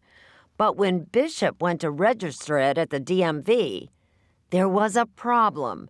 The truck belonged to the long-missing John and Linda Soas. Police in San Marino wanted answers and asked the Greenwich police for help. The San Marino Police Department was looking to find out if the new owner of this pickup truck that was connected to this missing couple had information on where they might be because their case was still open. Lieutenant Dan Allen was a detective in Greenwich back in 1988. Within days, Allen discovered that Chris Crow was also Chris Chichester and was no longer in Greenwich. He had moved to New York City. Crow had talked his way into another job at a large brokerage house and was living with a girlfriend, Mahoko Manabe, who hoped to marry him. When Detective Allen called the number he had for Crow, it was Manabe who answered.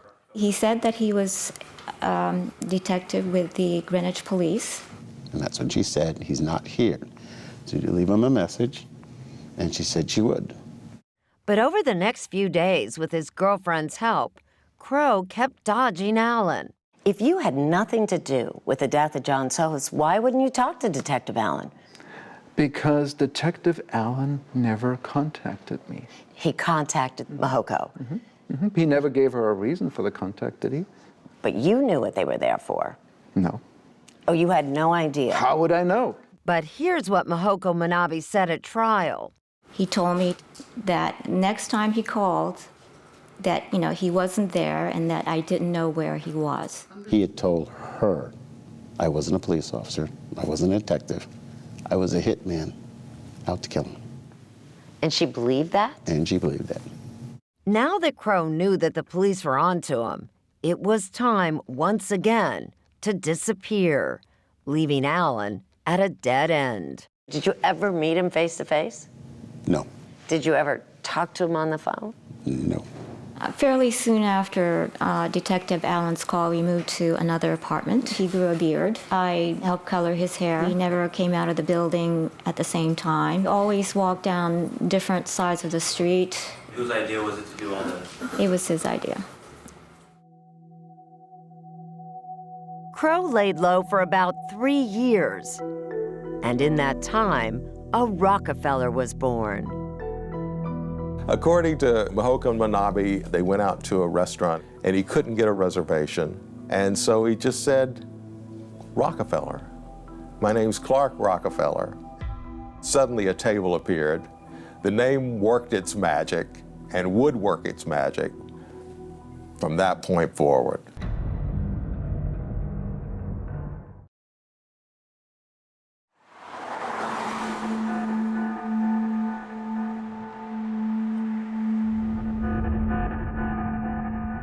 He wrote me a letter from his jail cell that I got just recently, in which he claimed that his entire career in America was based on a novel he read when he was 10 about somebody who came up in society through fraudulence. I think that might have been The Great Gatsby. I cannot find anyone who knows anything real about Mr. Gatsby. When you were growing up, did you get most of your ideas about America from watching movies and reading books? Books. Books? Mm-hmm. I'm a big reader. You once mentioned The Great Gatsby. Mm-hmm. Yeah, that's one of them. Just sit right back and you'll hear a tale. And of course, there was television. One program in particular. Gilligan's Island's one of my favorite television shows. Why? Because it's actually a religious show, and the characters represent the 7 deadly sins. Gilligan is sloth, the skipper is anger, the professor is pride, Marianne is envy, and Ginger is lust. The millionaire's wife is gluttony, and the millionaire is greed. There's a story that you modeled your accent after Thurston Howell III. Thurston Howell III. Is that true? Perhaps unconsciously. Is that was your idea of what a blue-blooded American would sound like? Perhaps unconsciously. This is my darling wife, Mrs. Thurston Howell III. How do you do? We only saw the Clark that comes out on stage, but there was a lot of off-stage time when he was dressing the set, making the props, adjusting the costume, I think he loved that. Sometime in 1992, his riskiest, most outrageous identity was unveiled when the congregation at St. Thomas Church on New York's swanky Fifth Avenue met Clark Rockefeller. He would carry around a security device that he said was connected to the Rockefeller offices because he was very paranoid about security and being kidnapped, which is pretty gutsy because that church has real Rockefellers. It was through friends at church that Clark Rockefeller met a bright young Harvard Business School student named Sandra Boss while playing a game that, coincidentally, involved fake identities and murder. Are you talking about the board game Clue? The board game Clue. Who did you go as? I was Miss Scarlet. Okay. Was the defendant in character? Yes. Who was he? He was Professor Plum. Boss and Rockefeller quickly became an item and later moved in together.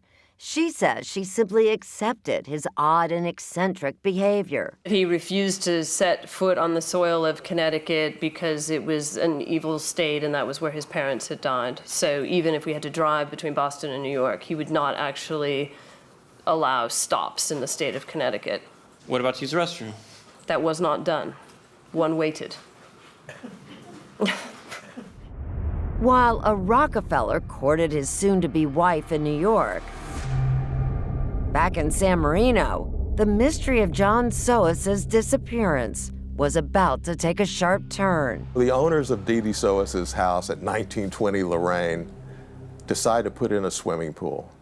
And during the excavation of the pool, the bulldozer operator struck something hard. And it turned out to be human bones. The gravesite was directly behind the guest house where a young man named Chichester once lived. The body was found, it was inside of a fiberglass container. Los Angeles Sheriff's Detective Tim Miley. Inside the container, the arms, legs, and torsos were wrapped in saran wrap. Hands were covered in bags, and the hands, feet, and head were covered in plastic bags. The remains were so decomposed that they couldn't be officially identified, and the coroner wouldn't rule it a homicide. Police could only speculate about how the body came to be buried in the backyard of the one-time Sohus residence. The TV show Unsolved Mysteries recreated the scene and even posted a picture of Christopher Chichester, calling him a person of interest. But no one called him with a tip.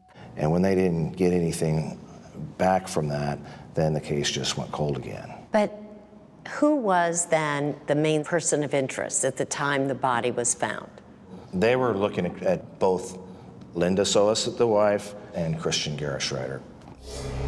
Gerhard Schreider, who was now hiding out in plain sight as Clark Rockefeller and telling everyone that he had just inherited what they would all come to believe was a multi-million-dollar art collection. Writer Walter Kern remembers the first time he laid eyes on it. Standing unframed against the walls are what must have been $50, $60 million worth of Mark Rothko's, Jackson Pollock's abstract expressionist masterpieces. That artwork was one reason that Kern never doubted Rockefeller, until years later when the whole world would learn that the art was expertly forged. You wouldn't guess that the man is fake, the art is fake, the name is fake, everything, you know. Shortly after the art appeared, Sandra Boss married her Rockefeller. Who supported your family financially after you got married? I did. Who controlled the finances? The defendant. Kern met the couple in 1998 when the marriage was already in trouble. I remember sitting there thinking, this is a sad marriage. They don't love each other. It didn't seem like a happy place. But they stayed together and even had a daughter. In 2001, Ray Storrow Rockefeller was born. But 5 years later, Sandra Boss filed for divorce.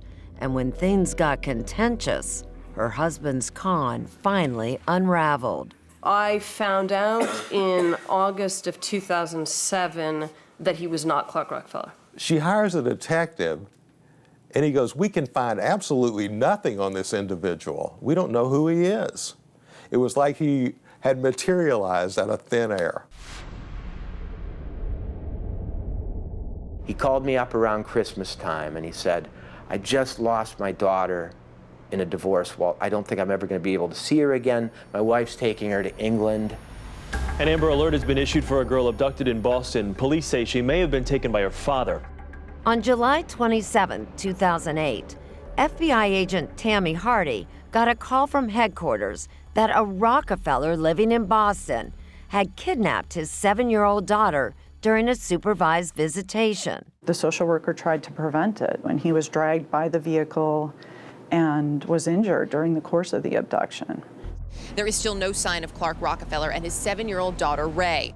For 6 days, Rockefeller eluded even the FBI by changing his identity once again. He has set up an elaborate new identity in Baltimore as Chip Smith, the high seas ship captain, who has a daughter named Muffy. It was very apparent that this was a well thought out abduction, that he had planned this for a long time. It all happened so fast at Marlborough and Arlington Streets. But it all came to an end when a real estate agent in Baltimore saw the fake Rockefeller on the news. She realized he was the man she had just sold a house to. The FBI surrounded that house, and when they were certain the child was safe, they arrested her father without incident. The evidence will show that in his mind, the rules do not apply to him. At his kidnapping trial, the world met Christian Karl Gerhardschreider, a German immigrant who had come to America as a young man and created a life that was complete fiction. Gerhardschreider was tried and convicted. We, the jury, say that the defendant is guilty of offenses charged. Although his defense team tried to argue that their client was delusional. Defendant's delusions. And actually believed he was a Rockefeller. But that's not the man federal agent Tammy Hardy met the night he was arrested. Did it ever open up doors for you? Oh, plenty. Are you kidding? Everywhere. He knew. I'm not a Rockefeller. I'm not Christopher Crowe. I'm not Count Mountbatten or whoever that was. That was amazing. Works like a charm. Try it sometimes. I'm serious. Really? No, it works like a charm. Is he dangerous? Yes. Well, I have no doubt that he killed John Sohus. I have no doubt that he killed Linda Sohus. In California, detectives Tim Miley and Dolores Scott were also convinced Gerhardschreider killed Linda and John, and were working against the clock to prove it before he could serve his time on the kidnapping charge and then disappear again.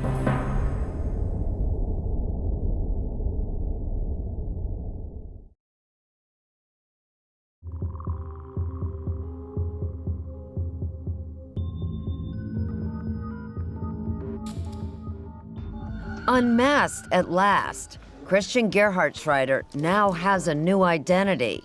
Inmate number 2800458. Which persona did you like the most? Who did you like being the most? Clark Rockefeller? No. Let's not get into that again. Aaron. Well, because we're talking about how you would put on these personas, that it was fun. Let's go back to the trial testimony. That's why we're here.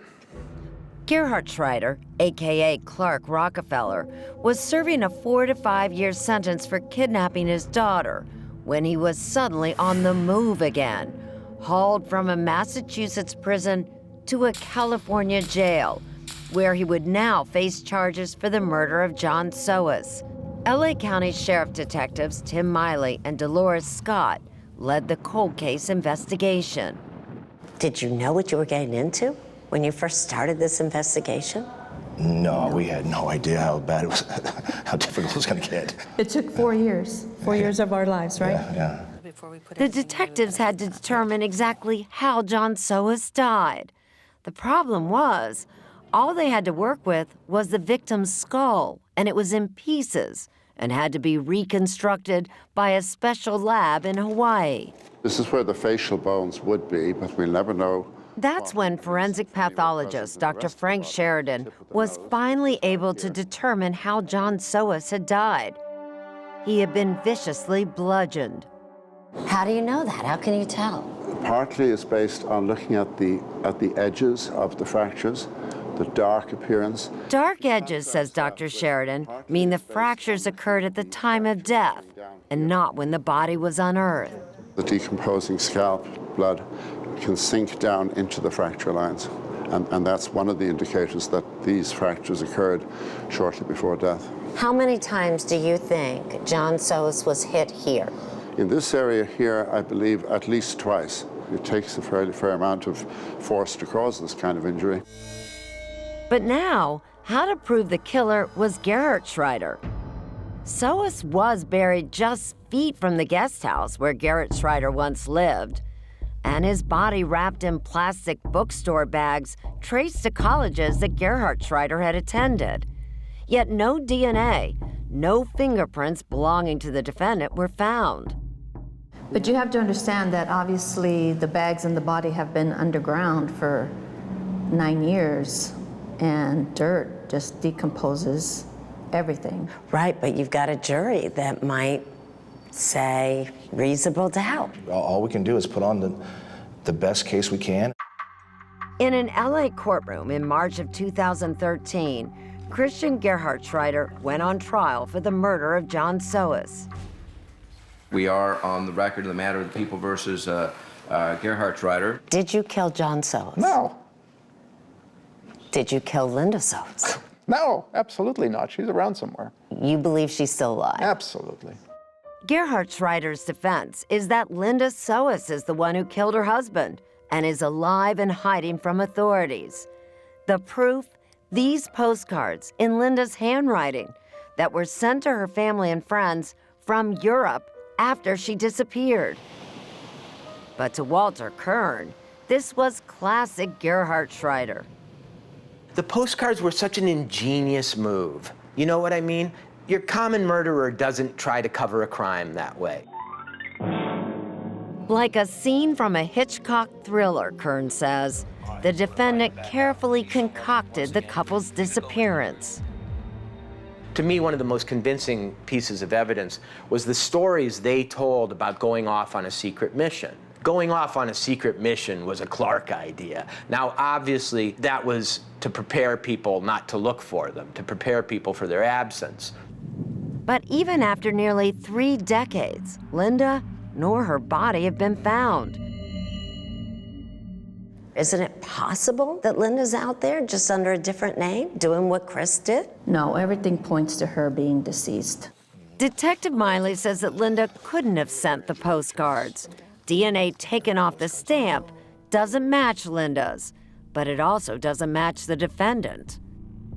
Proves that he has the ability to have somebody send a postcard from Europe when he's not there.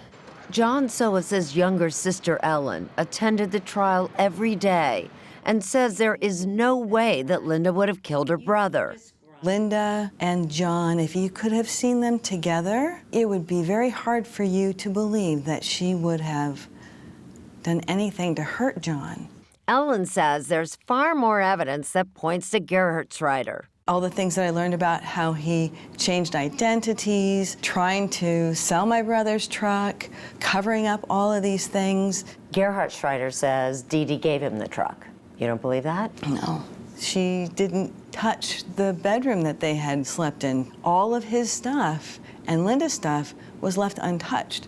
She wouldn't have done that and given the truck away. This truck was in my possession for 3.5 years, with its license plates attached, unaltered, unchanged, in excellent condition. Why would a person who is aware of criminal liability preserve evidence? Answer that. No way. No way. That's how Lieutenant Dan Allen of the Greenwich PD answered. It wasn't out in the open as far as I could determine. No one ever saw that white pickup truck. And how did he miss someone burying the body right behind his house, when according to trial testimony, it would have taken the killer several hours? If Linda, in fact, killed her husband, wouldn't you have seen her burying the body? Well, if you believe that I'm home every single second, that I never leave my house, that I never go out at all, that I don't go away on weekends. But wouldn't you notice the ground was dug up? It was not a very well-kept property, let's put it that way. All jurors may be dismissed at all recesses. All right, Mr. Bailiff. As the case goes to the jury, Gerhard Schreider is feeling confident. I believe it because I know for a fact that I did not do this. I know that for an absolute fact. Sitting in that courtroom, waves of anger would come over me. No, Your Honor. Every minute I was sitting there, I was going, please, jury, find him guilty. He did it. He did it.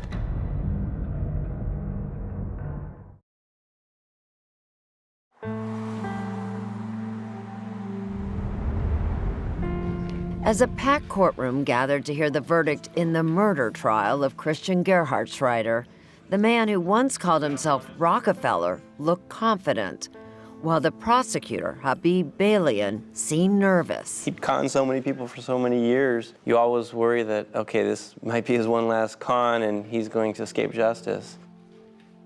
Walter Kern, who recently wrote Blood Will Out about his former friend, attended the trial for the New Yorker magazine. I deferred to the old-time court reporters who were there around me.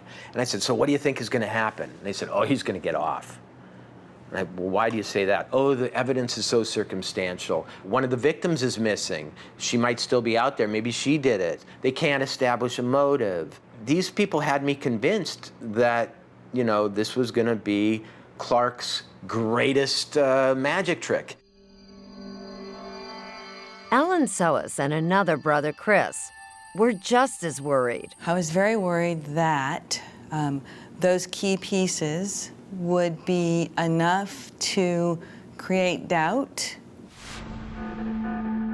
Okay, is it correct the jury has reached a verdict? Yes. But in the end, We, the jury, in the above entitled action finding defendant Christian Gerhard Schreider guilty of the crime of murder in the first degree of John Sohus.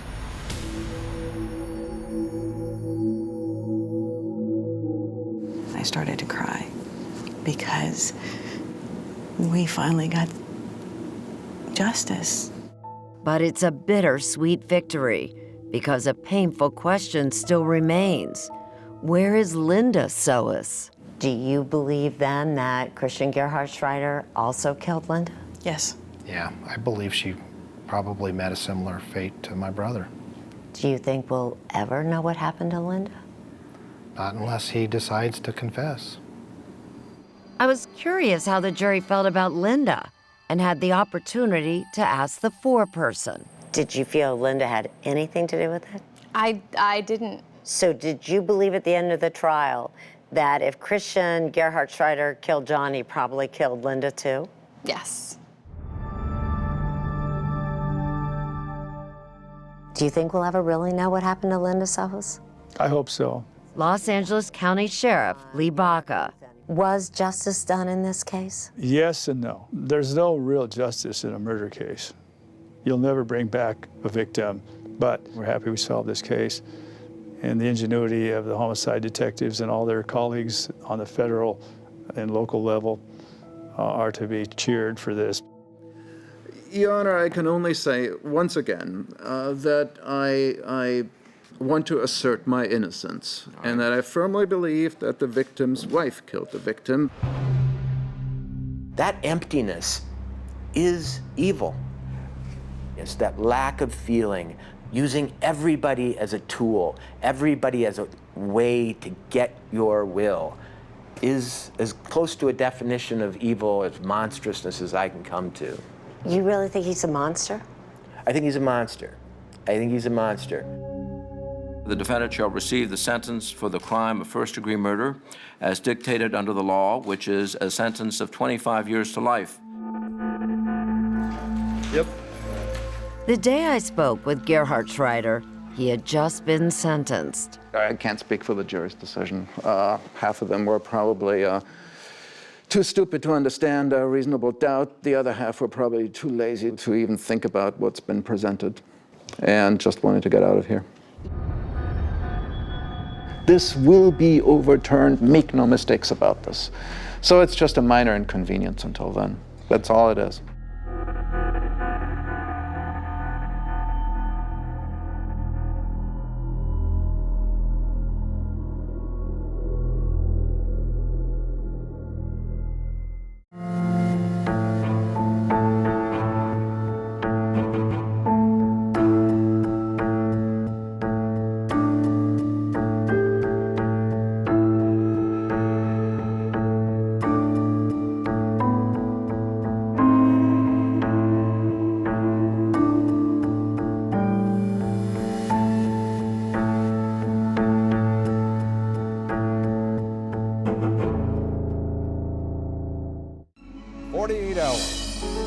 Take you there.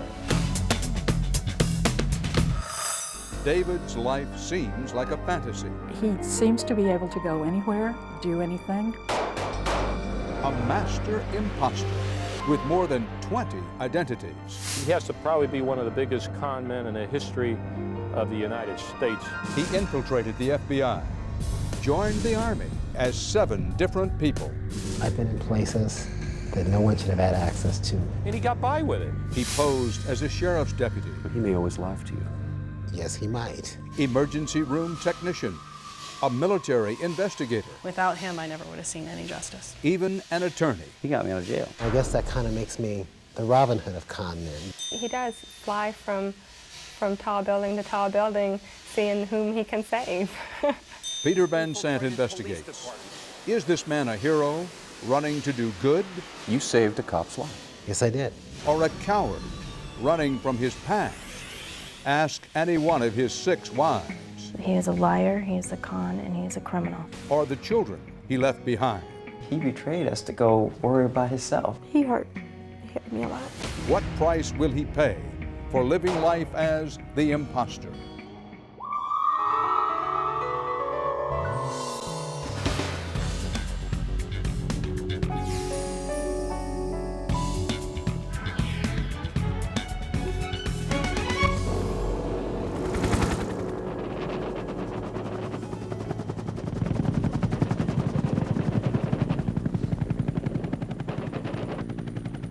This is a story that is larger than life, taking place in a world where it can be very hard to tell what is real and what is not.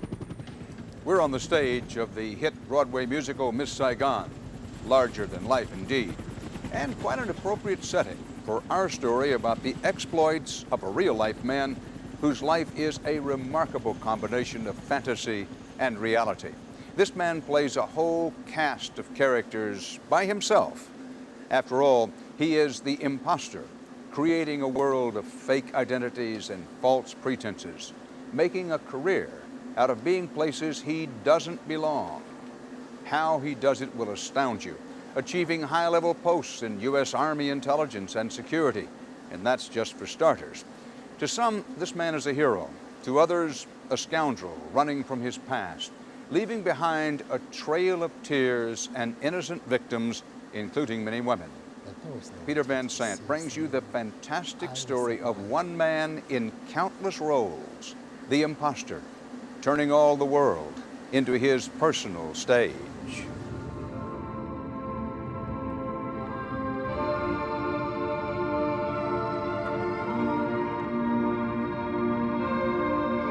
I could be anyone I wanted to be. That's relatively easy at this point. I mean, that takes about 10 minutes. I've been in places that no one should have had access to. There are doors that can be opened if you know how to open them. For David Picard, this day in Phoenix, Arizona, marked a pivotal performance in a lifelong drama of deception. It's November 1996. There's a riot at the Maricopa County Jail. Deputy David Picard sees that the sheriff, Joe Arpaio, is in danger. We have an agitated situation. We have inmates with pipes and bricks and rocks. I had hostages. I was negotiating with, I think, 600 inmates. I was concentrating mainly of putting myself between him and the angle of the inmates. If you hadn't been there doing what you were doing, protecting the sheriff, might he have been injured? Might he have been killed that day? Absolutely. So he may owe his life to you. Yes, he might. But just 1 month later, Picard goes from hero to an inmate in the Maricopa County Jail. I guess the word is the party's over, I guess, or whatever you want to call it. And Sheriff Joe Arpaio finds out he's the victim of a con. He has to probably be one of the biggest con men in the history of the United States of America. How could he pose as CID agent, U.S. Marshal, FBI, you name it, and he got by with it? Today, he calls himself David Picard. But under other names, he's lived at least 20 different lives. Over the past 25 years, he's infiltrated police departments and top-secret military posts. He's conducted federal investigations and put criminals behind bars. He stopped a murder-for-hire plot. He saved the officer's life, probably. Posed as a lawyer. He got me out of jail. Tracked down scam artists with the FBI. Without him, I never would have seen any justice. Talked his way into the hearts of 6 wives. Oh yeah, he was very charming. And fathered 7 children. My father taught me that there's not one thing out there that's impossible for me to do. Then, whenever he wanted to, he disappeared. I am a chameleon. I adapt. It's what I've been my whole life. Don't even know his real name. To this day, I don't know his name. Sheriff Joe Arpaio, You guys awake? seems to be the last person you'd expect to fall for a con man. You know who I am? He's been called America's toughest sheriff. He's Sheriff Joe. You know that I put inmates in tents in the desert? He's the high-profile sheriff who built the Tent City Jail. You know it costs more to feed the dogs than you guys? Who put women on chain gangs. In 1996, Arpaio met an Army sergeant named David Picard, who was working on military investigations in the Phoenix area.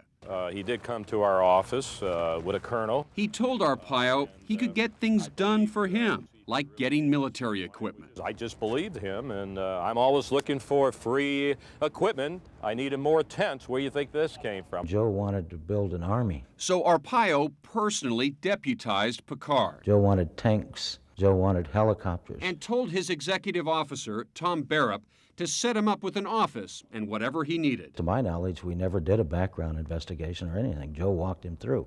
Was there someone who was supervising Picard here? Not really. Now, with a deputy sheriff's badge and a free rein, Picard had everything he needed to play the good guy in his own real-life drama. If I'm running cons, most of my cons have been to do something good. I guess that kind of makes me the Robin Hood of con men then.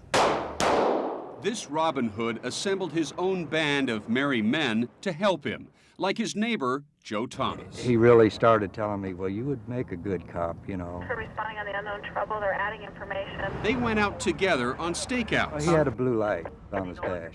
Answering police calls and pulling people over. The Maricopa County Sheriff's Department tells us you weren't authorized to do any of that. Well, I think that's really cute, Peter. You can't give someone a badge and you can't give someone a gun and tell them they're a policeman and then say, oh, by the way, you can't enforce the law. David Picard's days of plain policeman came to a sudden end when 2 inmates at the county jail filed a complaint. When's the first time you saw David? An inmate named Dreama Scrivener told police investigators Picard promised to shorten her sentence for a minor drug charge. He said, I'm going to help you. Then he checked her out of jail. And we went out to his car. Dreama says Picard took her to an empty office and started fondling her. He was all over me. The charges seemed fantastic. At first, I thought maybe it was just a situation where somebody was complaining about a cop. Then Tom Barrett saw this videotape of Picard checking Dreama out of jail. In fact, David had taken others out of that facility. And the jig was up. The gist of it was, David, we have a problem here, and these gentlemen are here to talk with you. Picard was arrested on charges of improperly taking inmates out of jail and sexual assault.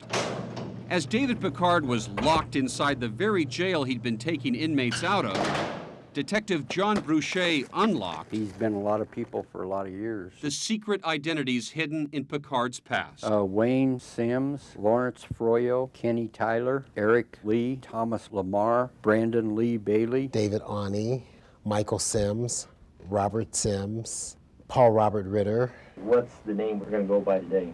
Picard's lifetime of deception had finally caught up with him. Mr. Picard, is your name David Picard? He faced 12 felony counts and a court-martial for deserting the United States Army at least 7 times under 7 different identities.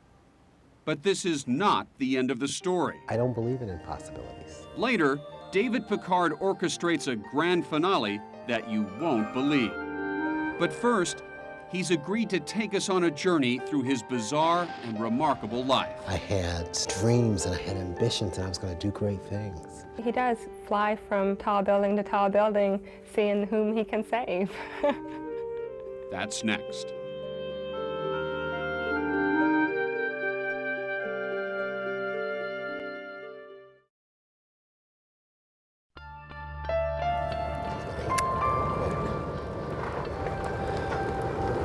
Coming here today is part of Nothing is Impossible, that we can do anything. The man who now calls himself David Picard says he has lived the 42 years of his life under more than 20 different identities. I can do amazing things because I don't believe in impossibilities. Picard can't walk on water. He prefers 2,800 degrees. Fire. I walked through the fire, but yet I didn't burn. He's got that air about him that you will buy whatever it is he's selling. You will, I won't.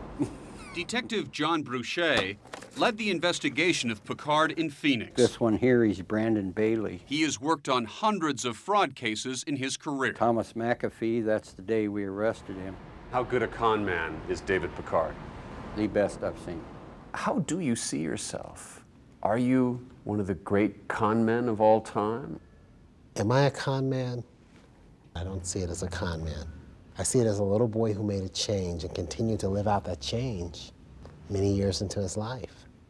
Picard tells a story of a little boy named Wayne Hudson who longed to escape an abusive home. Wayne Hudson could not accomplish the things I needed him to accomplish. Wayne Hudson could not function in that environment.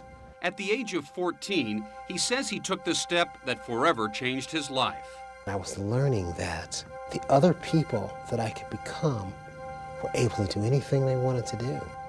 14-year-old Wayne Hudson became 18-year-old Robert Sims. Be all that you can be. And joined the Army. In the Army. It was the perfect escape. But where did you get a birth certificate that said you were of age to join the military? Where'd you get a social security number? I didn't. I convinced the state of Mississippi to issue one. How do you do that? I convinced Mississippi that the records did exist and they couldn't find them. So you essentially conned your way into the Army? Absolutely. Okay. He says he went to Vietnam at age 14.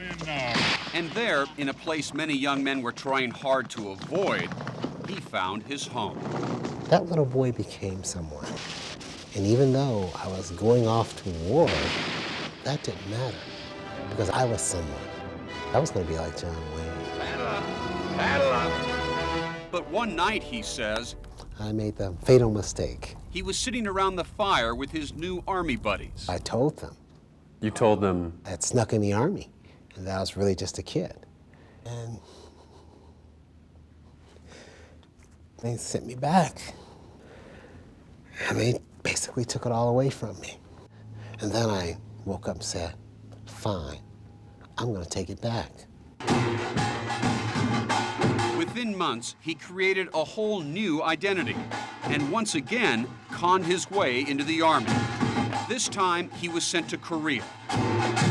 Over the next 20 years, he enlisted at least 7 times, each time under a different name. Ironically, his jobs were rooting out other people's fraud and deception. At one particular time, I was responsible for the security of a tactical weapon site, which means verifying security clearances, identification. The man of 1,000 names was all of a sudden checking people's IDs. Oh, absolutely. One of my other identities, Lawrence Froyle, was actually working in an intelligence shop. But no matter what he achieved, whenever there was a threat of being discovered, he vanished. When I reach a point where I can no longer safely be that person, I must survive and I must create a new person. He knew he could go out, desert, come back in within a few months, go through basic training again, and he was moving back up the ladder. U.S. Army Captain Chip Dillard was assigned to defend Picard on charges of desertion, which the Army filed when Picard was arrested in Phoenix. He has carried himself out as an exemplary soldier, other than the desertion. So, isn't that like saying, well, except for the shooting, how was the play, Mrs. Lincoln? That's serious stuff. Exactly. You deserted. Yeah, well, desertion is a very dirty word. I have a problem with that word. And Picard didn't only desert the Army. I still think about him time to time. During his first tour in Korea as 17-year-old Private Wayne Sims, he married Susan Kwan. Actually, I feel like I'm on top of the world, and I married with a dream man. He was your dream man. Yes. Susan's dream man took her to America and then disappeared when their second child was just 6 days old. Actually, he killed my heart. Killed your heart. Yes. Susan was just the first of 6 wives. When you closed the door on a past life, there were casualties. Absolutely. But there was no intent to deceive someone. I was surviving. It's what I learned how to do. It's what I've done my whole life. Take the summer of 1976. Picard, then 19, was in between Army stints and wives. He moved to Houston and started working for a private investigator. The most unique thing that comes to mind in Houston was the Howard Bordeaux case. He was asked by a co-worker to help kill a cop. Picard alerted police detective Larry Ott. In the beginning, he seemed a little bit overeager, but I think that may have been that he wanted to be a policeman. We coordinated an investigation. And it went down, and then we made the arrest. So you stopped a murder-for-hire plot? That's correct. Was he good at this? Very good, very good. Inspired by his near-cop experience, Picard felt there were no limits to what he could accomplish. I can do amazing things because I don't have limitations, because I don't accept them in my mind. He studied to perfect new identities. He became a black belt. He learned Chinese and Korean. He took courses in medicine and the law. We're trying to build the perfect product. We're trying to build that model person. Some credentials he earned, others he simply forged. 1984, Salem, Oregon. Get this thing cooking. Picard had learned enough law to help an inmate named Michael Endricks. Well, you're not guilty, he says, and there's no reason for you to be here, so we're going to get you out of here. That's what he told me. Picard convinced a judge to release Endricks from prison years before he served his full sentence. And when you did this, David, were you an attorney? At that point in my life, no. I didn't know he wasn't a lawyer, I'll put it that way. I thought he was. After moving through 12 states and several foreign countries, in 1991, he landed in Phoenix and became David Picard. David Picard is my strongest person I've ever become. As Picard, he tried on several careers, I think it was the fast pace of the emergency department that was exciting to him. including working as an emergency room assistant at this Phoenix hospital. Nurse Dawn Horak supervised Picard. Was Picard good at his job? He appeared to be good. His proudest accomplishments came when he rejoined the Army as a military investigator in 1994. His specialty, tracking down con men. Some of the cases I've worked on have resulted in the arrest of people who the FBI couldn't find. But it wasn't long before this con man was under arrest himself. The boss he had conned, Sheriff Joe Arpaio, had finally put an end to Picard's long career of living out his fantasies. Now, alone and facing life in prison, Picard reaches out to the family he'd run away from more than 20 years ago. Oh, you look good. That's next.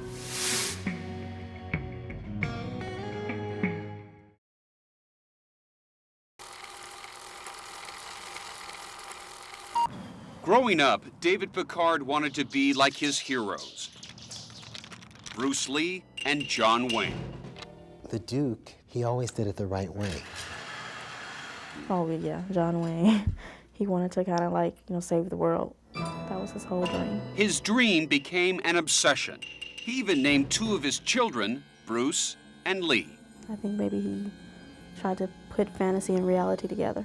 Like he maybe tried to combine it, try to make life exciting for him. Picard abandoned them and their mother, Susan, more than 20 years ago. I guess I'd like to know why. Why did he start in the first place? What was the one thing and the one turning point in his life that made him decide to become someone else? I've got a picture of you. Let me give this to you.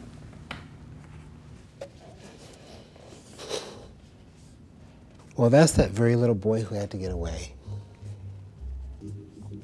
It's kind of where it all began. Chicago, 1964. Wayne Hudson, an 8-year-old boy with big dreams and harsh realities. Sometimes I was a disappointment to him. Tony Hudson wanted to be a good father. I didn't hold him when I should. I didn't hug him when I wanted to. And then he started drinking. His drinking made him violent. He'd take it out on his wife. The violence had a devastating effect on Wayne. That boy in that house went through hell. Adrian is his younger sister. My brother, in turn, held everything in, tucked it away and hid it and became someone else so he could deal with it. I didn't want to be where I was at. I could no longer function in that environment as a child, as a person. He says he even tried suicide. I attempted to cut my wrist, and actually I believe I have the scar there. Right here. Afterwards, my father admonished me for doing that, and I was smacked around a little bit, and then he said, if you're gonna do it, you can't do it like that. You've gotta cut it the long way down your wrist. He lived, but went looking for another way out. All he had was his imagination, a clever head, and knowing when to put the right things on paper. And that allowed him to bluff his way into the Army at age 14 as Wayne Sims. The Army became home at that point in my life.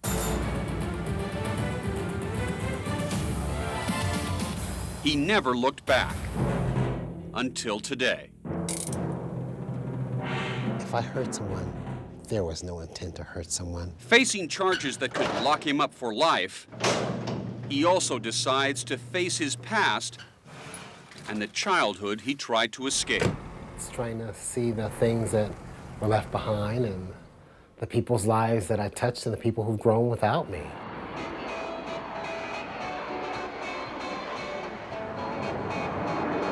Chicago, 1999. Wayne Hudson comes home as David Picard.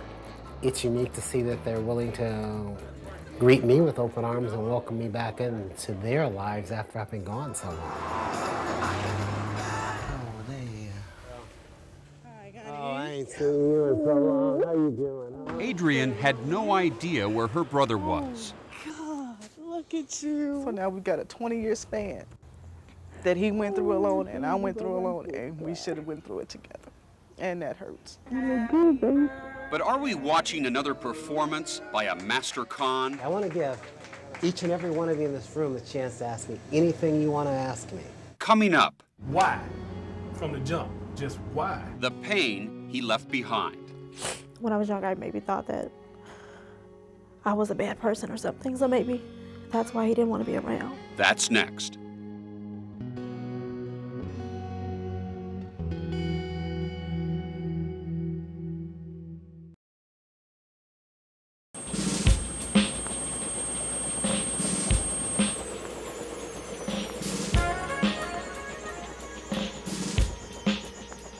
The way he sees it, David Picard is John Wayne riding to the rescue, a grown man living a boyhood dream, a hero. It's a world he says he had to create to survive, escaping from the harsh reality of a painful childhood. He says he thinks of the Army as his home, saying it is the safest place he's ever known. But now, with his con man identities unraveling after decades of deception, the impostor has finally gone home to Chicago to set the record straight, to explain his lifelong disappearing act to those he left behind. Peter Van Sant picks up the story. I wanted to first say thank you to you all for your support, your love, and your lack of judgment of the very unique situation. I want to give each and every one of you in this room the chance to ask me anything you want to ask me. Why? From the jump, just why? Why the whole deal? Why the masquerade, you know? Well, it's not really a masquerade per se. So let me try to take you back a little bit. I watched everybody in the room ask him questions, and I watched the way that he answered those questions. I had to get away. Picard's son Bruce was craving an honest answer. In actuality, he never answered the questions. He avoided them in a sense. I was very disappointed with that. Bruce was just 6 days old when his father walked out of his life. There were plenty of times where, I'd sit back at night and I'd cry, as a little kid, and I wonder where my dad was or how come he didn't want to be involved in our lives. As he grew up, he heard stories about his dad. I had in my mind a fixation of my dad being one of the greatest American heroes there were. And wanted to be just like him, even becoming a martial artist. It wasn't until I was a teenager in high school where I actually knew the truth. Hearsay that my father was actually using different aliases, and he was in a sense on the run. You left your family. You abandoned your family. People leave relationships every day, Peter. They pay child support. They stay in contact with their children. You did neither. Then I'm guilty. It hurts, doesn't it? Bruce's sister Lee would also like some answers. When I was younger, I maybe thought that I was a bad person or something, so maybe that's why he didn't want to be around. So he hurt me a lot. Both Lee and Bruce, who have families of their own, can't understand how a father could walk out on his children. Susan Kwan is Lee and Bruce's mother. For a long time, I thought that a man that abandons his family would be a coward. But at the time, I also can't consider him being a man that abandoned his family. At the time, he was a boy that abandoned his family. But Bruce, then he grew up and did it again. Yeah, that's the thing you said, and he grew up and did it again and again and again. But the point is, did he actually grow up? Dad was living in a world that wasn't real. Dad was gallivanting around the world, living out his fantasies as a soldier, as a law enforcement officer, and wives and children were left behind. All I can say is I'm sorry. Sorry. That word makes Angela Reed laugh. I'd want him to know that the things that he does affect the rest of that person's life. Angela was a 19-year-old in Army boot camp when she met a soldier named Eric Lee in 1989. Was he a charming man? Oh yeah, he was very charming. He took me out in a nice white limousine in the middle of basic training, bought me roses. They married. She was his fourth wife. It says the new beginning, Angela and Eric Lee. And when the Army sent her husband to Korea, she followed. But within a month of their arrival, he started to be kind of secretive about things. Curious, she peeked in his briefcase and found out that Eric Lee existed only on paper. He had these different birth certificates with different names on them. She reported him to authorities. He promised to go straight if she stayed with him. He said that we're going to have to leave, and we're going to have to leave fast. Angela decided to trust him. He said it's going to be kind of like a cloak and dagger operation, and I said, okay, let's go. They began an odyssey. California, Arizona, Washington. New identities, new jobs, always just one step ahead of exposure. When he was changing his Social Security number, he would go to the office and claim that he'd never had one because he was out of the country all his life as a missionary. And if the first person didn't believe him, he would keep going until somebody did. And they always did. Somebody always believed him. But after 2 years on the run, Angela stopped believing. She had just become a mother. And at that point, I'd had enough and told him I was leaving. Did he ever share with you his stories about attempting suicide? No. He told us that he attempted suicide as a boy. That's not true. He didn't have those scars when I met him. He don't have no scar. He didn't have a scar? No. Are you sure of that? Positive. 2 of your ex-wives, Susan and Angela, told us you had no scars. I think they didn't pay attention to detail. David, are you lying to me? No, I'm not. You're sure of it? I'm sure. So he conned me. I bought it. Join the club. I almost teared up during that part of the interview. The sixth and last member of the Ex-Wives Club, I hate him. Monica Rios. I was just the next girl that was standing there ready to let him into my life. She was a clerk in the Phoenix Sheriff's Office when they met. He would come in routinely and do background checks. Through her, Picard could gain access to confidential information. Did he kind of sweep you off your feet? Yes, he did. Picard proposed on the firing range, and they were married in Las Vegas. In fact, he wanted to have a child right away. Picard hadn't told her about his 7 other children or 5 ex-wives. If you're asking me, did I tell Monica the absolute truth of my past? Absolutely not. That was a privilege she hadn't earned. Monica found out the hard way. I learned it on the news. They had been married only 5 days. Who is he? Is he really David Picard? When we come back, 6 felony counts. Fraud, forgery, the evidence theft, is overwhelming.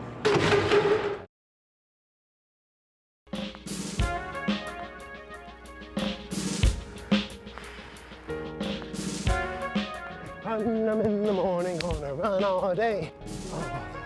David Michael Picard is a product of everything I've ever been in my life, a product of everything I've accomplished in my life. Sprint! He's who I am. In 1996, David Picard was a military officer, a deputy sheriff, a decorated investigator. David had free reign of the sheriff's office. He had credentials from the sheriff's office. He could do just about anything he wanted. He would walk right over here, show his credentials. He would then notify them that he wanted to check somebody out. But when Picard was arrested on charges that he took female inmates out of this jail, He had his hands in my pants. and sexually assaulted them, his house of ID cards came crashing down. It was all over the local news. Well, the many lives of David Picard just continue to keep unfolding. Is he really David Picard? They show him as Thomas Lamar, Brandon Bailey, with Thomas McAfee, and as David The Picard. question now is, who is he? David is a United States Army military policeman and is a whole lot of right now. Fraudulent schemes and artifices and sexual abuse, they're all felonies. David Picard faced a total of 12 felony counts, including fraud, forgery, and sexual abuse. The military, now wise to his con, also charged Picard with desertion. If convicted, he faced a total of 116 years in prison. But that's not all. The toughest sheriff in America was conned. David Picard had publicly embarrassed Sheriff Joe Arpaio. David Michael Picard tricked Sheriff Arpaio into thinking he was a deputy. Sheriff Arpaio was conned so bad.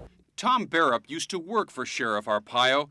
Now he's running against him. He was duped totally. Sheriff Joe Arpaio. Picard had duped the wrong guy. He's not going to fool anybody anymore. He's in that jail.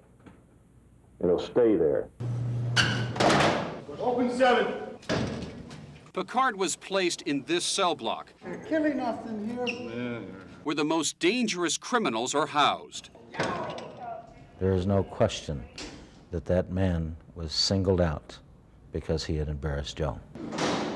Picard stayed in the Maricopa County Jail in solitary confinement for 11 months. Then, the Army convened with perhaps the oddest court-martial for desertion in U.S. history. Just in the court-martial, there were 7 different people. Captain Edward Dillard defended Picard. You were actually defending 7 different variations of David Picard. Correct. Then. Facing overwhelming evidence, Picard pled guilty. He did desert? Based upon the elements of the offense, yes, he did. I was a soldier in the United States Army. I was a real person. In tearful testimony, Picard told the military court what he had told us, that he had enlisted at age 14 to serve his country. I'm going to Vietnam. I was a light weapons infantryman at that time, doing combat patrol. Were you ever involved in a firefight?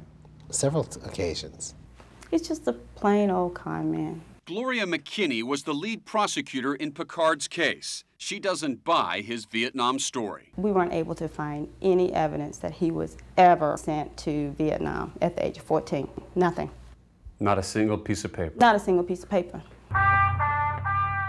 The Army sentenced Picard to 6 years. Hey, where's Roche? He was sent back to Sheriff Arpaio's jail for 9 more months, awaiting the criminal charges against him. Picard is accused of impersonating a federal investigator. Everyone thought Picard was finally in a place he couldn't get out of. Everyone but David Picard. There are doors that can be opened if you know how to open them. Picard began writing legal briefs from his cell. The Maricopa County Sheriff's Department trampled upon my civil rights. He was assisted by attorney Richard Gearloff. He wasn't getting meals, he was not getting medical attention. And Captain Dillard. And then there was the opening of his legal mail. They recorded my attorney-client phone calls. Being placed in solitary confinement. 24 hours a day, 7 days a week with a bright burning light on. And when Picard presented his motion to dismiss the case, A judge has thrown out fraud charges against military impostor David Picard. he won. The entire case was dropped. Her reason? Jailers violated his civil rights. If anything, it was a mistake by our employees. When the military learned the case was dismissed, it dramatically reduced Picard's sentence for desertion to time served plus 3 months. The legal system worked. I think I found a sense of justice. Today, David Picard is a free man, and he couldn't have done it without Sheriff Arpaio. I think this is an insult. Violates all the military rules. What if he was a spy? Maybe he is a spy. Picard claims he was mistreated here. Is that true? I'm not making any comment. When we come back, I've now finished law school. Great things are yet to come. He was a con man. Absolutely. the future of David Picard. Of course he's a criminal. And he's still a hero to me.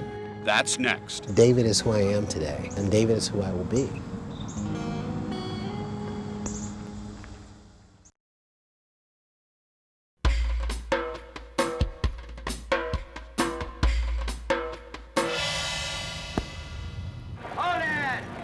I wanted to be John Wayne. I wanted to save the world.